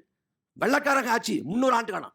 அந்த வெள்ளக்காரங்க ஆட்சி காலத்துல, மன்னராட்சி காலத்துல நடக்காத கொடுமை இந்த மக்களாட்சி நடக்குது. காவிரி, தென்பெண்ணை, பாலாறு, தமிழ் கண்டவர், வையை, புறநதி என மேவியாறு பல ஓட திருமணி செலுத்த தமிழ்நாடு தான் பாரதி. ஆனா இன்னைக்கு ஆறுகள் செத்து கொண்டு கிடது. காவிரியில தண்ணி கட்டு போராடுறான் 30 ஆண்டுக்கு மேல. காவிரியில தண்ணி தர மறுக்கிறான் கர்நாடகா, அது ஒரு பக்கம். அதே சமயத்துல காவிரி ஆற்றின் துணையாறு அமராவதி, காவிரி ஆற்றின் துணையாறு நொய்யல், காவிரி ஆற்றின் துணையாறு பவானி எந்த நிலைமையில் இருக்கு? நொய்யலாறு செத்து போனது. மனிதன் விஷத்தை அடைந்தினால் வாயிலே நுழைதல்வது போல ஆறு நுழைதொழி கொண்டு கிடந்தது. தமிழ்நாட்டில் அத்தனை ஆறுகளையும் மணக்கொள்ள மலையை தகர்த்து கொண்டு வராங்க. மலைன்னா மலை இல்லைங்க, நீர் கோபுரம். உலகத்தின் நன்னீரோட இருப்பிடமே மலைகள் தான்.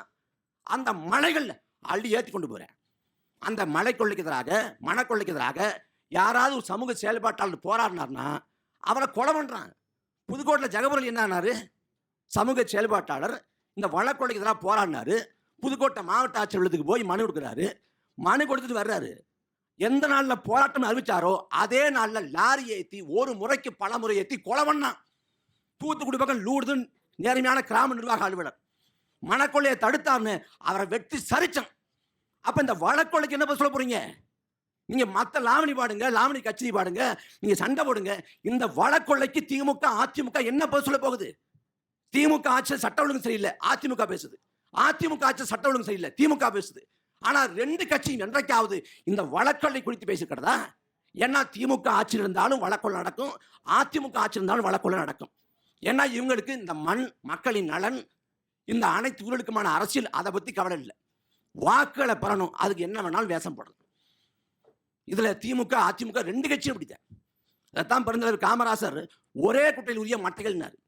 இப்ப ரெண்டு கட்சியும் பேசிருக்கிறப்ப புதுசா ஒருத்தவங்க வர்றாங்க குறுக்க இந்த கௌசிக்கு வந்தாங்கிற மாதிரி அவங்க வர்றாங்க. இப்ப தமிழக வெற்றி கழகத்தை பொறுத்த வரைக்கும் அவங்கள்ட்ட கோட்பாட்டு அரசியல் இருக்கான்னா கோட்பாட்டு அரசியல் இல்லை, கள அரசியல் இருக்கான்னா கள அரசியல் இல்லை, இல்ல செயல்பாட்டு அரசியல் இருக்கான்னா இல்லை. முழுக்க முழுக்க வாக்கு அரசியல் தான். வாக்கை மையப்படுத்தி மட்டுமே வேலை செய்யறாங்க. தேர்தலில் அது மட்டும்தான் நோக்கமா இருக்குது. கேட்டாங்க, அந்த தலைவர் போராடம் போடா கூட்டமா வருது. கூட்டம் எல்லாருக்கும் வருங்க. ஆட்டுக்கார அலைமேல்னு ஒரு படம் வந்துச்சு தமிழ்நாட்டில். அந்த படத்தில் நடிச்சது ஒரு ஆடு. அந்த ஆட்டை தமிழ்நாடு முழுக்க கூட்டு போறாங்க. கூட்டு போறப்ப அந்த ஆட்டை பார்க்க கூட்டம் வந்த நாடு இது. விஜயை பார்க்க கூட்டம் வரது பெரிய விஷயம் இல்லை. அவங்களை என்ன பண்ணாரு? இவர் நல்வழிப்படுத்தினாரா, அரசியல் படுத்தினாரா, ஒரு கோட்பாட்டுவாதிகளாக உருவாக்கினாரா? எதுவும் இல்லை. நீங்க 5 பேரும் கொள்கையை விளையாட்டி சொல்றீங்க.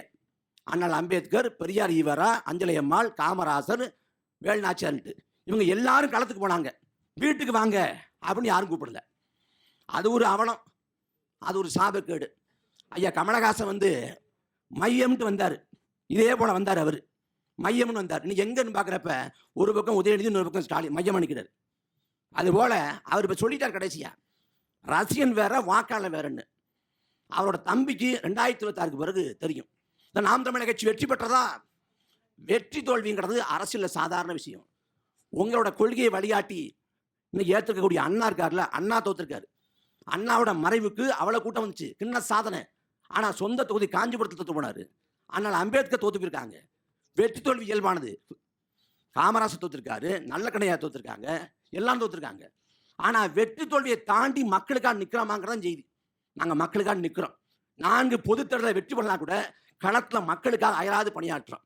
காவிரி சிக்கல், முல்லை பெரியாறு, பாலாறு, கச்சத்தீவு, மீத்தேனு, கைட்டுவாரப்பணி, 8 வழிச்சாலை, உயர்மின்தகோபுரம், ஸ்டெர்லைட்டு, அணு உலை, அணுக்கழி மையம், எல்லா சிக்கலுக்குமே களத்தில் இருக்கோம். சென்னை பெருவெள்ளம், தானே புயல், ஒக்கி புயல், மக்கள் கஷ்டப்பட்ட காலங்களில் மக்களுக்கு உதவி பண்ணியிருக்கோம். ஒரு கட்சி ஜெயிச்சா வளரும், தோத்தா வீழ்ந்துடும். இதான் நீதி தேர்தல் அரசியல். ஆனால் நாம் தமிழர் கட்சி 4 பொது தேர்தலில் வெற்றியை ஈட்டாவிட்டாலும் கூட நாளுக்கு நாள் வளர்ந்து மாநில கட்சியாக அங்கீகரிக்கப்பட்டிருக்கிறது. நாங்கள் 36 லட்சம் வாக்களை பெற்றிருக்கோம்னா இதை ஒரு வாக்கு கூட காசு கொடுத்து பெறப்பட்டதில்ல, மாற்று அரசியல் முழக்கத்துக்கு விழுந்த வாக்கு. அதனால 2026 தேர்தல் களம்ங்கிறது முழுக்க முழுக்க நாம் தமிழர் கட்சிக்கான களமா இருக்கும். ஒரு மாற்று அரசியலுக்கான, ஒரு கொள்கை கோட்பாட்டுக்கான களமா இருக்கும். அதனால அது திராவிடத்துக்கும் தமிழ் தேசத்துக்குமான கருத்தியல் சண்டையாக இந்த தேர்தல் களம் இருக்கும். நாங்கள் சமரசமற்று இந்த மண்ணுக்கும் மக்களுக்குமாக அயராது களப்பணியாற்றுவோம். அதனால இதுல மக்கள் உணர்ந்து தெளிந்து நாம் தமிழர் கட்சியோட தேவையை உணர்ந்து வாக்கு செலுத்த முன் வரணும். 9 ஆண்டு காலம் பொற்கால ஆட்சி கொடுத்தார் பெருந்தலைவர் காமராசர். 9 ஆண்டு காலம். அந்த 9 ஆண்டுகளை பொற்கால ஆட்சி குறித்து கவியரசு கண்ணதாசன் வர்ணிச்சார். காலத்தின் கடைசி கவனினார், காலம் ஒரு முறை கடைசியா கவனிவிட்டிருக்கிறார். அதே போல வரலாற்றின் கடைசி வாய்ப்பு நாம் தமிழர் கட்சி.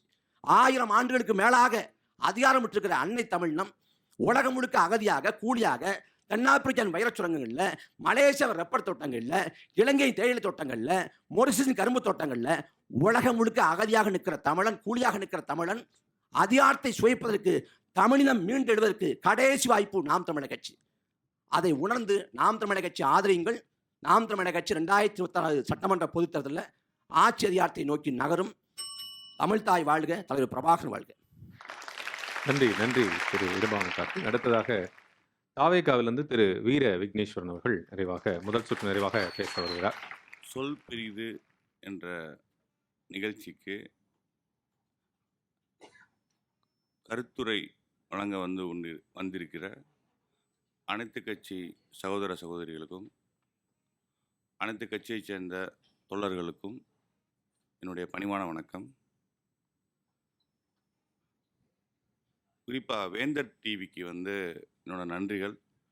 ஒரு பரபரப்புக்கு, ஒரு டிஆர்பி அந்த மாதிரி இல்லாமல் ஒரு அரசியல் கருத்துக்களை, ஒரு ஆழமான அரசியல் கருத்துக்களை மக்கள்கிட்ட கொண்டு போகிறதற்கான ஒரு பிளாட்ஃபார்மாக, ஒரு தளமாக இந்த நிகழ்ச்சி இருப்புங்கிறது உள்ளபடியே மகிழ்ச்சி தரக்கூடியது. அதற்காக வேந்தர் டிவிக்கு மனமார நன்றிகள்.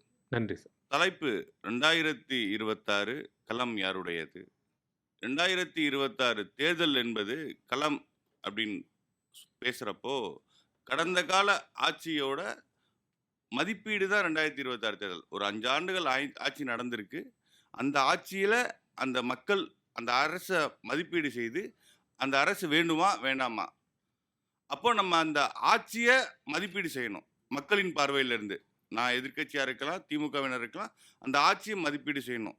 அப்படி மதிப்பீடு அளவில் பார்த்தோம்னா திமுக அரசு, திமுக மன்னர் குடும்பத்தின் மன்னராட்சியை மதிப்பீடு செய்வோமானால், குறிப்பாக அண்ணன் சங்கத்தமிழன் சொன்னாங்க, கூட்டணியில் 6 சீட் வாங்குறதற்கு டேட்டாவை தப்பாக சொன்னார். தமிழகத்தில் நேஷ்னல் கிரைம் ரிப்போர்ட் பியூரோ அது ஒவ்வொரு ஆண்டும் ஒவ்வொரு ஸ்டேட்லையும் என்னென்ன கிரைம்ஸ் நடந்திருக்கு அப்படிங்கிறத ஆத்தன்டிகேட்டாக கொடுக்குற ரிப்போர்ட்டு. அந்த ரிப்போர்ட்டில் தலித்கள் மீதான தாக்குதல் 39% இன்க்ரீஸ் ஆகிருக்கு. எப்போன்னா 2001 2003 காலகட்டத்தில், அதற்கு முன்னாடி 2021 முன்னாடி இருந்ததை விட 39% இன்க்ரீஸ் ஆகிருக்கு. இது நான் சொல்லலை, நேஷனல் கிரைம் ரிப்போர்ட் பியூரோ சொன்ன தகவல். அதே எங்கேன்னு சொல்லிருங்க. நேஷனல் கிரைம் ரிப்போர்ட் தமிழ்நாட்டில், நான் தமிழகத்தை கண்டெஸ்ட் சரி, இது ஆல் இந்தியா லெவலில் இருக்கணும். தமிழ்நாட்டோட பர்டிகுலர் டேட்டா இது. அதே போல் குழந்தைகளுக்கு எதிரான குற்றம் கிட்டத்தட்ட 15% இன்க்ரீஸ் ஆயிருக்கு. அப் அப்சல்யூட்டாக 15% இன்க்ரீஸ் ஆயிருக்கு. இது வந்து நீங்கள் ஒரு ஆட்சி வந்து நலத்திட்டங்கள் தரலாம், ஒரு மக்களை மேம்படுத்தலாம். இதெல்லாம் வந்து வெல்ஃபேர் ஸ்டேட்டுங்கிறது அரசோட பணியாக இருந்தாலும் குடிமக்களை பாதுகாப்பது தலையாய கடமை. ஒரு மனுஷனுக்கு life to liberty, right to லைஃப்ங்கிறது அடிப்படை. Article 21 of the constitution of article 21 படி அது ஒரு அடிப்படை உரிமை. அதுவே இந்த மன்னராட்சியில் இல்லை. அதுதான் அடிப்படை. நீங்கள் நலத்திட்டம் அந்த விஷயத்துக்கெல்லாம் நான் அடுத்து வரேன். இப்போ இந்த அடிப்படையில் பார்த்தா ஏன் வந்து ஒரு ஹிஸ்டாரிக்கலாக ரைஸ் ஆகுதுன்னா அதற்கு காரணம் அண்ணா வந்து அதிமுகவினர் வந்து ஏதோ வழக்கில் கைதாயிருக்குன்னு சொன்னார். திமுகவினர் ஒருத்தர் கைதானார். என்ஆர்ஐ விங்கோட மாநில பொறுப்பில் இருந்தார். இன்டர்நேஷ்னல் ட்ரக் மாஃபியா ஓட கின்பின் பேர் சொல்லட்டுமா? அப்படி ஒரு அவர் வந்து முதல்வரை சந்திக்கிறார், துணை முதல்வரை சந்திக்கிறார், திமுகவின் குடும்ப உறுப்பினர்களை சந்திக்கிறார். அப்பெல்லாம் அவர் வந்து என்ன பேக்ரவுண்டு இன்டெலிஜென்ஸ் பார்க்கலையா? இன்டெலிஜென்ஸோட வேலை என்ன? எதிர்கட்சிகளை வேவு பார்க்கறது தான் இன்டெலிஜென்ஸோட வேலையா? மக்களை பாதுகாக்கிறது தான் போலீஸோட வேலை. அதற்கு தான் அதான் உங்களுக்கு மேண்டேட்டு. ஆனால் இந்த திமுக அரசின் நிர்வாக கோளாறு தான் இந்த அளவுக்கு ட்ரக்ஸ் மூவ்மெண்ட் வந்து இருக்கிறதுக்கு காரணம். இதுதான் தமிழகத்தில் 10 வயசு குழந்தைலேருந்து பாட்டி வரையும் பாதுகாப்பில்லாத சூழல். இந்த ஆட்சி வேணுமா? இதுதான் மக்களின் அடிப்படையான பிரச்சனை. நான் வந்து உழைக்கிறேன், ஆனால் எனக்கு பாதுகாப்பு இல்லைங்கிறது எவ்வளோ பெரிய அநீதி. இதுக்கு தான் இந்த மன்னராட்சி விழணும். செகண்ட் திங் வந்து இன்னொரு மதிப்பீடுன்னு பார்த்தோம், வெல்ஃபேர் ஸ்டேட். நீங்கள் என்னென்ன சொல்லி ஆட்சி பொறுப்புக்கு வந்தீர்கள்? இந்த திமுக அரசு 2021 தேர்தலில் நீட் விலக்குன்னீங்க, ரகசியம் சொன்னீங்க. உங்களுக்கு தெரிந்த ரகசியம் எல்லாம் அண்ணன் கல்யாண சுந்தரம் அவர்கள் செய்தோம்னா மாமனும் மச்சானும் சேர்ந்து 30,000 கோடி கொள்ளையடிக்கிறது தான் உங்களுக்கு தெரிஞ்ச ரகசியம். சொன்னார்களா சொன்னாங்களா? சொன்னார்கள். எங்கள் அப்பாவுக்கு ரகசியம் தெரியினார். உங்கள் அப்பாவுக்கு தெரிந்த ரகசியம் என்ன? இப்போ சொல்லுங்க. நீங்கள் உண்மையிலே நீங்கள் ஒரு அண்ணன் சீமான் மாதிரி வாய்க்கு வந்து பேசணும் முடிவு பண்ணால் பேசலாம். நான் வந்து படையை அனுப்பி இலங்கையிலேருந்து மீட்பேன். காமராஜர் வந்து 1954 பவருக்கு வர்றார். 1954 பவருக்கு வர்றார். ஆனால் ஐயா ஏபிஜே அப்துல் கலாம் அவர்கள் அந்த காலகட்டத்தில் அவர் காலேஜ் போயிட்டார். அவர் கட்டின பள்ளிக்கூடத்தில் இவர் படித்தாங்கிறது வாய்க்கு வந்தவரை பேசுவதுன்னு என்டிகே பக்கத்தில், அதாவது அண்ணன் கூட வாழ்த்து சொன்னார், என்டிகே தனியாக நிற்கிறதுக்கு வாழ்த்துக்கள்னு. வெற்றி பெறவங்க தாங்க கூட்டணியை பற்றிலாம் கவலைப்படணும். தோக்கிறதுக்கே கட்சி வச்சிருக்கவங்க. என்டிகேக்கு எலெக்ஷன் முக்கியம் இல்ல, கலெக்ஷன் தான் முக்கியம். யார் கலெக்ஷன் அவர்களுக்கு செட்டிங் போடுவார்கள்.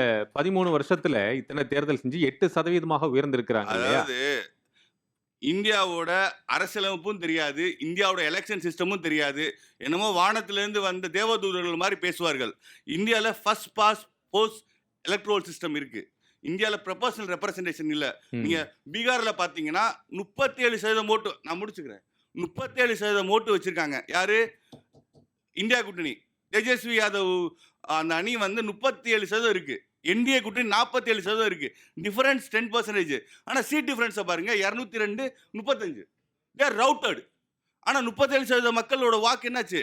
அப்போ இலங்கைக்கு எப்படி படை அனுப்பி கச்சத்தீவை மீட்பாரோ அந்த மாதிரி கனவு உலகத்தில் வேணா தமிழகத்துக்கு ஒரு எம்எல்ஏ இல்லை, ஒரு சேர்மன் கூட வர முடியாது. கடைசி வரையும் இந்த கதையா சொல்லி யாருக்காச்சும் செட்டிங் பண்ணி கமிஷன் வாங்கலாம், கலெக்ஷன் பண்ணலாம். அதுதான் என்டிகேயோட அதிகபட்ச லட்சியமா இருக்கும். அடுத்து வந்து நம்ம பங்காளி திமுகவுக்கு வருவோம்.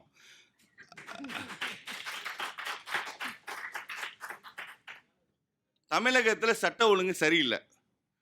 நான் ரொம்ப நாளாவே பார்த்துட்டு இருக்கீங்க அந்த இரும்புக்கரை எங்கன்ட்டு. அடிக்கடி துபாய் போறாப்புல நம்ம முதல்வர் அவர்கள் குடும்பத்தோட போறாரு, சந்தோஷம், வாழ்த்துக்கள். அங்க துபாயிலே வந்து இரும்புக்கரத்தை காய்லாங்கடையில் போட்டு பேர்ச்சம்பளத்தை வாங்கிட்டு, எலுமிச்சம்பளம் பேர்ச்சம்பளம் வாங்கிட்டு சந்தேகமா இருக்கு எனக்கு. இவ்வளவு கிரைம்ஸ் நடக்குது, அதை பாதுகாக்க தமிழக மக்களை பாதுகாக்க முடியல. எல்லாருக்கும் ஏன் ஒரே கண்ணு அவர் துபாய் போறதுல மட்டும்? ஏங்க புரியவே இல்லையே. துபாய் போறது இல்ல, நான் துபாய்க்கு போறேன், வெக்கேஷன் போறேன்னு தைரியமா சொல்லிட்டு போங்க. ஏன் இன்வெஸ்ட்மெண்ட் வாங்குறேன்னு போய் சொல்றீங்க? 15,000 கோடி 15,000 கோடி அண்ணன் ஃபாக்ஸ்கான் சொன்னாரு. அந்த மாதிரி தான் அந்த 15 MOA மட்டும் வரும், மெமரமெண்ட் ஆஃப் அண்டர்ஸ்டாண்டிங் மட்டும் வரும், இன்வெஸ்ட்மெண்ட் வராது. அண்ணன் வடிவேல் சொல்லுவார் பார்த்தீங்களா, கிணத்த காணும்ட்டு. அந்த மாதிரி தான் அந்த 15,000 கோடியும் கிணத்த காணோம். சரி. அடுத்து வந்து இந்த இந்த அரசை மதிப்பீடு செய்யணும்னா எதை வச்சு செய்யணும்னா இவரோட தேர்தல் வாக்குறுதி. இங்கெல்லாம் இளைஞர்கள் இருக்கீங்க. வெற்றி தலைவர் தளபதி அவர்களின் ஆட்சியை அமைக்கவிருக்கிற, ஓட்டு போட தயாரா இருக்கிற இளைஞர்கள் இருக்கீங்க. இந்த இளைஞர்களுக்கு ஒரு வாக்குறுதி கொடுத்துச்சு இந்த அரசு. என்ன அரசு கொடுத்துச்சு? கல்வி கடனை தள்ளுபடி பண்ணுவேன்னு சொன்னாங்களே, ஏன் பண்ணல? தமிழகத்துல அன்எம்ப்ளாய்மெண்ட் ரேட் ஹை லெவல்ல இருக்கா இல்லையா? அன்எம்ப்ளாய்மெண்ட் ரேட் இருக்கா இல்லையா? இது நம்ம ஒரு காலேஜ்லாம் இன்னும் பேசுறோம், எல்லாத்துக்கும் தெரியும். அன்எம்ப்ளாய்மெண்ட் ரேட் ஹை லெவல்ல இருக்கு. அதுவும் எஜுகேட்டட் அன்எம்ப்ளாய்மெண்ட். வீட்டில் பார்க்கறதுல நம்மளை கொண்டுருவாங்க. நானும் சில நாள் விஐபியா இருந்திருக்கேன், அதனால எனக்கு அந்த வழி தெரியும். அப்படி இருக்கிறப்ப அந்த எஜுகேஷன் லோனை தள்ளுபடி பண்ணுவேன்னு சொல்லி இளைஞர்களோட வாங்கினீங்களே, பண்ணீங்களா? பண்ணலை. அடுத்து வந்து ஓல்ட் பென்ஷன் ஸ்கீம். இப்போ அரசு ஊழியர்களுக்கு வந்து இன்னைக்கு கூட போராடிக்கிட்டு இருக்காங்க, நர்ஸு போராடிக்கிட்டு இருக்காங்க. வாக்குறுதி 309வது வாக்குறுதி என்ன? திமுகவின் 309வது வாக்குறுதி ஓல்ட் பென்ஷன் ஸ்கீம் கொண்டு வரேன்னு சொன்னீங்களே, கொண்டு வந்தீங்களா? இன்னைக்கு வந்து ஜாக்டோஜியை போராடிட்டு இருக்காங்களே, ஒரு வாரமாக போராடிட்டு இருக்காங்களே. எந்த மீடியாவாச்சும், அண்ணன் கல்யாண சுந்தரம் அவர்கள் கரெக்டாக சொன்னாங்க, எந்த மீடியாவாச்சும் இந்த ஜாக்டோஜியோ போராட்டத்தை காமிக்கிறீங்களாங்க? எந்த கட்சி அங்கே, இந்த கட்சி, அதாவது எதிர்கட்சியிலேருந்து யாராச்சும் வெளியே போனால் அது ஃப்ளாஷ் நியூஸு. இப்போ எங்கள் தலைவரை பற்றி, எங்கள் கட்சியை பற்றி அவதூறு பரப்பணும்னா அது ஃப்ளாஷ் நியூஸு. இல்லாத விஷயத்த நாங்கள் எதுவுமே தப்பே பண்ணாட்டியும் எங்களை குற்றவாளி கூண்டில் ஏற்றுற இந்த ஊடகங்கள் வந்து ஒரு போராட்டம் நடக்குது தலைநகரில், ஜாக்டோஜியோ போராட்டம் நடக்குது. அரசு ஊழியர்கள், அந்த நர்சஸ் போராடுறாங்க, அந்த ஹெல்த் எம்ப்ளாயீஸ் போராடுறாங்க. எல்லாத்துக்கும் மேலே தூய்மை பணியாளர்கள். இன்னைக்கு நம்ம சுத்தமாக சென்னை நகர் 2 கோடி கிட்ட இருக்காங்க, சுத்தமாக இருக்கோன்னா அது காரணம் அவர்கள். தூய்மை பணியாளர்கள் பணி நிரந்தரம் கேட்டு போராடி கொண்டிருக்கிறப்ப தமிழகத்தின் சர்வாதிகாரி திரு ஸ்டாலின் அவர்கள் வந்து கூலி படத்திற்கு ரிவ்யூ போட்டு கொண்டிருக்கிறார். இந்த அளவில் தான் இந்த ஆட்சி இருக்கு. அதாவது மன்னர் குடும்பம் நான் சும்மா சொல்லலை. ரோம் நகரம் தீப்பிடிச்சு எழுதிட்டு இருக்கப்போ பிடில் வாசித்தான்னு சொல்லுவாங்க. அதுபோல தமிழகத்தின் அனைத்து செக்ஷன் மக்கள், ஒரு பக்கம் பெண்கள், இன்னொரு பக்கம் இளைஞர்கள், அரசு ஊழியர்கள், இந்த திமுக மன்னராட்சி வருவதற்கு முக்கியமாக ஓட்டு போட்ட பாவத்துக்கு அனுபவிக்கிறார்கள் இன்னைக்கு அரசு ஊழியர்கள். நீங்கள் கேளுங்க, அரசு ஊழியர்களில் 10ல் 8 பேர் திமுக வரணும்னு ஓட்டு போட்டிருப்பாங்க. இன்னைக்கு போய் கேளுங்க, எந்த அரசு ஊழியராக திமுக அரசு வேணுமான. அப்படி அனைத்து தரப்பு மக்களிடம் நம்பிக்கை இழந்து விட்டது இந்த திமுக அரசு. அடுத்து நான் இன்னும் ஆரம்பிக்கவே இல்லைண்ணே. அடுத்து ஓரணியில் தமிழ்நாடுன்னு ஒரு கதையாடலை, ஒரு பொய்யை ஆரம்பிக்கிறாங்க. குறிப்பாக பெண்கள் மீதான தாக்குதல் நடக்குது, குழந்தைகள் மீதான தாக்குதல் நடக்குது. குறிப்பாக ஷெட்யூல் கேஸ்டோட மக்கள் மேலே தாக்குதல் வந்து 39% இன்க்ரீஸ் ஆகிருக்கு. இதுதான் ஓரணியில் தமிழகமா? திமுக அமைப்பது ஓரணி அல்ல, மக்களுக்கு எதிரான ஒரு பாசிச அணி தான். ஏன் பாசிச அணின்னு சொல்கிறேன்னா, ஒரு போராட்டம் ஆர்ப்பாட்டம் என்று எதிர்க்கட்சிகள் கூட்டினா போஸ்டர் ஓட்டக்கூடாது, பேனர் வைக்கக்கூடாது, அடக்குமுறை செய்கிறது, போலீஸ்காரங்களை விட்டு எஃப்ஐஆர் போடுறது. அதான் திமுகவினர் வந்து ட்ரக்கு விற்கலாம், கஞ்சா விற்கலாம், அவர்களுக்கு பாதுகாப்பு இருக்குது இந்த அரசில். அடுத்து வந்து இந்த கூட்டணி பற்றி அருமை அண்ணன் தங்கத்தமிழன் அவர்கள் சொன்னார். என்னண்ணே சொன்னீங்க? 2 டிஜிட்டில் சீட்டானே தங்கத்தமிழண்ணே? அவர்கிட்டே கேட்கக்கூடாது. இல்லை 2 டிஜிட்டில் சீட்டானே எழுதி வச்சுக்கோங்கண்ணே. 2 டிஜிட்டில் உங்களுக்கு சீட்டு நீங்கள் வேணும்னு கேட்டிங்கன்னா நீங்கள் உங்களை வெளியே அனுப்பிடுவாங்க. ஏன் அப்படி நான் சொல்கிறேன்னா, திமுக அரசு 1996 2021 25 காலமாக கிட்டத்தட்ட தமிழ்நாட்டில் 4 அசம்பிளி எலெக்ஷன் நடந்திருக்கு. 2001, 2006, 2011, 2016 இந்த 4 அசம்பிளி எலெக்ஷன்லையும் திமுகவுக்கு மெஜாரிட்டியே கிடைக்கல. அதுதான் உண்மை. இந்த 25 ஆண்டு காலத்தில் 4 சட்டமன்ற தேர்தலில் ஒரு தேர்தலில் கூட மெஜாரிட்டி கிடைக்கல. கடந்த தேர்தலில் பிஜேபி வந்து ஆப்போசிஷனில் இருந்தனால பிஜேபியோட ஓட் பேங்க் வந்து தமிழ்நாட்டில் ஒரு மைக்ரோசோபிக் மைனாரிட்டி 2.86 தான். அதற்கு எதிராக ஒரு செக்குலர் ஓட்டு கன்சால்டேஷன் நடந்துச்சு. கூட்டணி கட்சியினரை உரிய பங்கீடு, அவங்க கான்ட்ரிபியூட் பண்ணுறதுக்கு தகுந்த மாதிரி எண்ணிக்கை தரமாட்டாங்க. காங்கிரஸ் கட்சியை 25 கொண்டு வந்துட்டாங்க. ஆனால் 2G கேஸ் இருக்கப்ப 63 கொடுத்தாங்க. இப்போ அதே போல ஒவ்வொரு கூட்டணி கட்சிகளையும் கழுத்தை நெரித்து கொண்டிருக்கு இந்த திமுக அரசு. 2006 வந்து நீங்க கூட்டணி கூப்பிட்டு இருக்கீங்களா? அதாவது காங்கிரஸ் நான் கூட்டணி பொறுத்தளவு நீங்க புரிஞ்சுக்கங்க. 2006 நான் வந்து ஞாபகப்படுத்த விரும்புகிறேன். 2006 திருச்சி ஆனால் இப்போ அர்பன் டெவலப்மெண்ட் மினிஸ்டராக இருக்கா கே நேரு அவர்கள் வந்து ஒரு பெரிய பிரம்மாண்டமான ஒரு பொதுக்கூட்டத்துக்கு ரெடி பண்ணிட்டார், ஒரு மாநாடு மாதிரி. அந்த காலத்தில் வைகோ அவர்களோட திரு வைகோ அவர்களோட பேனர் இருக்கு, அன்னை சோனியா காந்தி அவரோட பேனர் இருக்கு, எல்லா கட்சி தலைவர் பேனர் இருக்கு. சாயங்காலம் ஒரு 6 மணிக்கு அந்த நிகழ்ச்சி நடக்க போகுது. 3 மணிக்கு வைகோ அவரோட பேனர் மட்டும் கீழே டம்முன்னு விழுகுது. தெரியுமா உங்களுக்கு அந்த கதை? அதாவது பொதுக்கூட்டத்திற்கு 3 மணி நேரத்துக்கு முன்னாடி கூட கூட்டணி மாறும். இதுதான் தமிழக அரசோட இது. அண்ணனுக்கு 2 இலக்கு இல்லை சீட்டு கொடுக்கலன்னா அண்ணன் இருப்பாரா? சுயமரியாதைக்காரு இருப்பீங்களாண்ணே? சரி, உங்க கூட்டணி சேர்த்துக்குங்க. அவரு அது அப்புறம் பார்த்துக்கலாம். அதனால ஒரு ஒரு சீட்டுக்கட்டு மாதிரி திமுகவின் கூட்டணி சரியும். 1977 புரட்சி தலைவர் வந்து எப்படி தமிழகத்தில் ஒரு ஜனநாயக மறுமலர்ச்சியை உருவாக்கினாரோ, 71 திமுகவை கைப்பற்றி 71 வெற்றிக்கு அப்புறம் திமுகவை கைப்பற்றி ஒரு குடும்ப ஆட்சி வந்ததுக்கு ஒரு குடும்பத்தின் கொடுங்கோல் ஆட்சி வந்ததுக்கு அப்புறம் எப்படி மக்களை தட்டி ஒரு ஜனநாயக புரட்சியை ஏற்படுத்தி திமுக மன்னர் குடும்பத்தை 13 ஆண்டுகள் 77 89 வரையும் 13 ஆண்டுகள் வனவாசம் அனுப்பி வைத்தாரோ, அதுபோல இந்த திமுக மன்னர் குடும்பத்தை நிரந்தர வனவாசத்திற்கு வெற்றி தலைவர் தளபதி அனுப்பி வைப்பார். அதற்கான கட்டியம் கூறும் தேர்தலாக 2026 இருக்கும். களம் வந்து களம் ஒன்று மட்டும் புரிந்துக்கொள்ளுங்க. 2026க்கான நெரேட்டிவ் களம் வந்து ஜனநாயக ஆட்சி தரப்போற வெற்றி தலைவர் தளபதி வேணுமா, மன்னராட்சி நடத்தி கொண்டிருக்கிற இந்த திமுக வேணுமா? மக்கள் முடிவு செய்வார்கள், நல்ல தீர்ப்பை அளிப்பார்கள் என்று கூறி விடைபெறுகிறேன். நன்றி, வணக்கம். நன்றி. முதல் சுற்று இப்போ வந்து இந்த 6 விருந்தினர்கள் நிறைவு செஞ்சிருக்காங்க.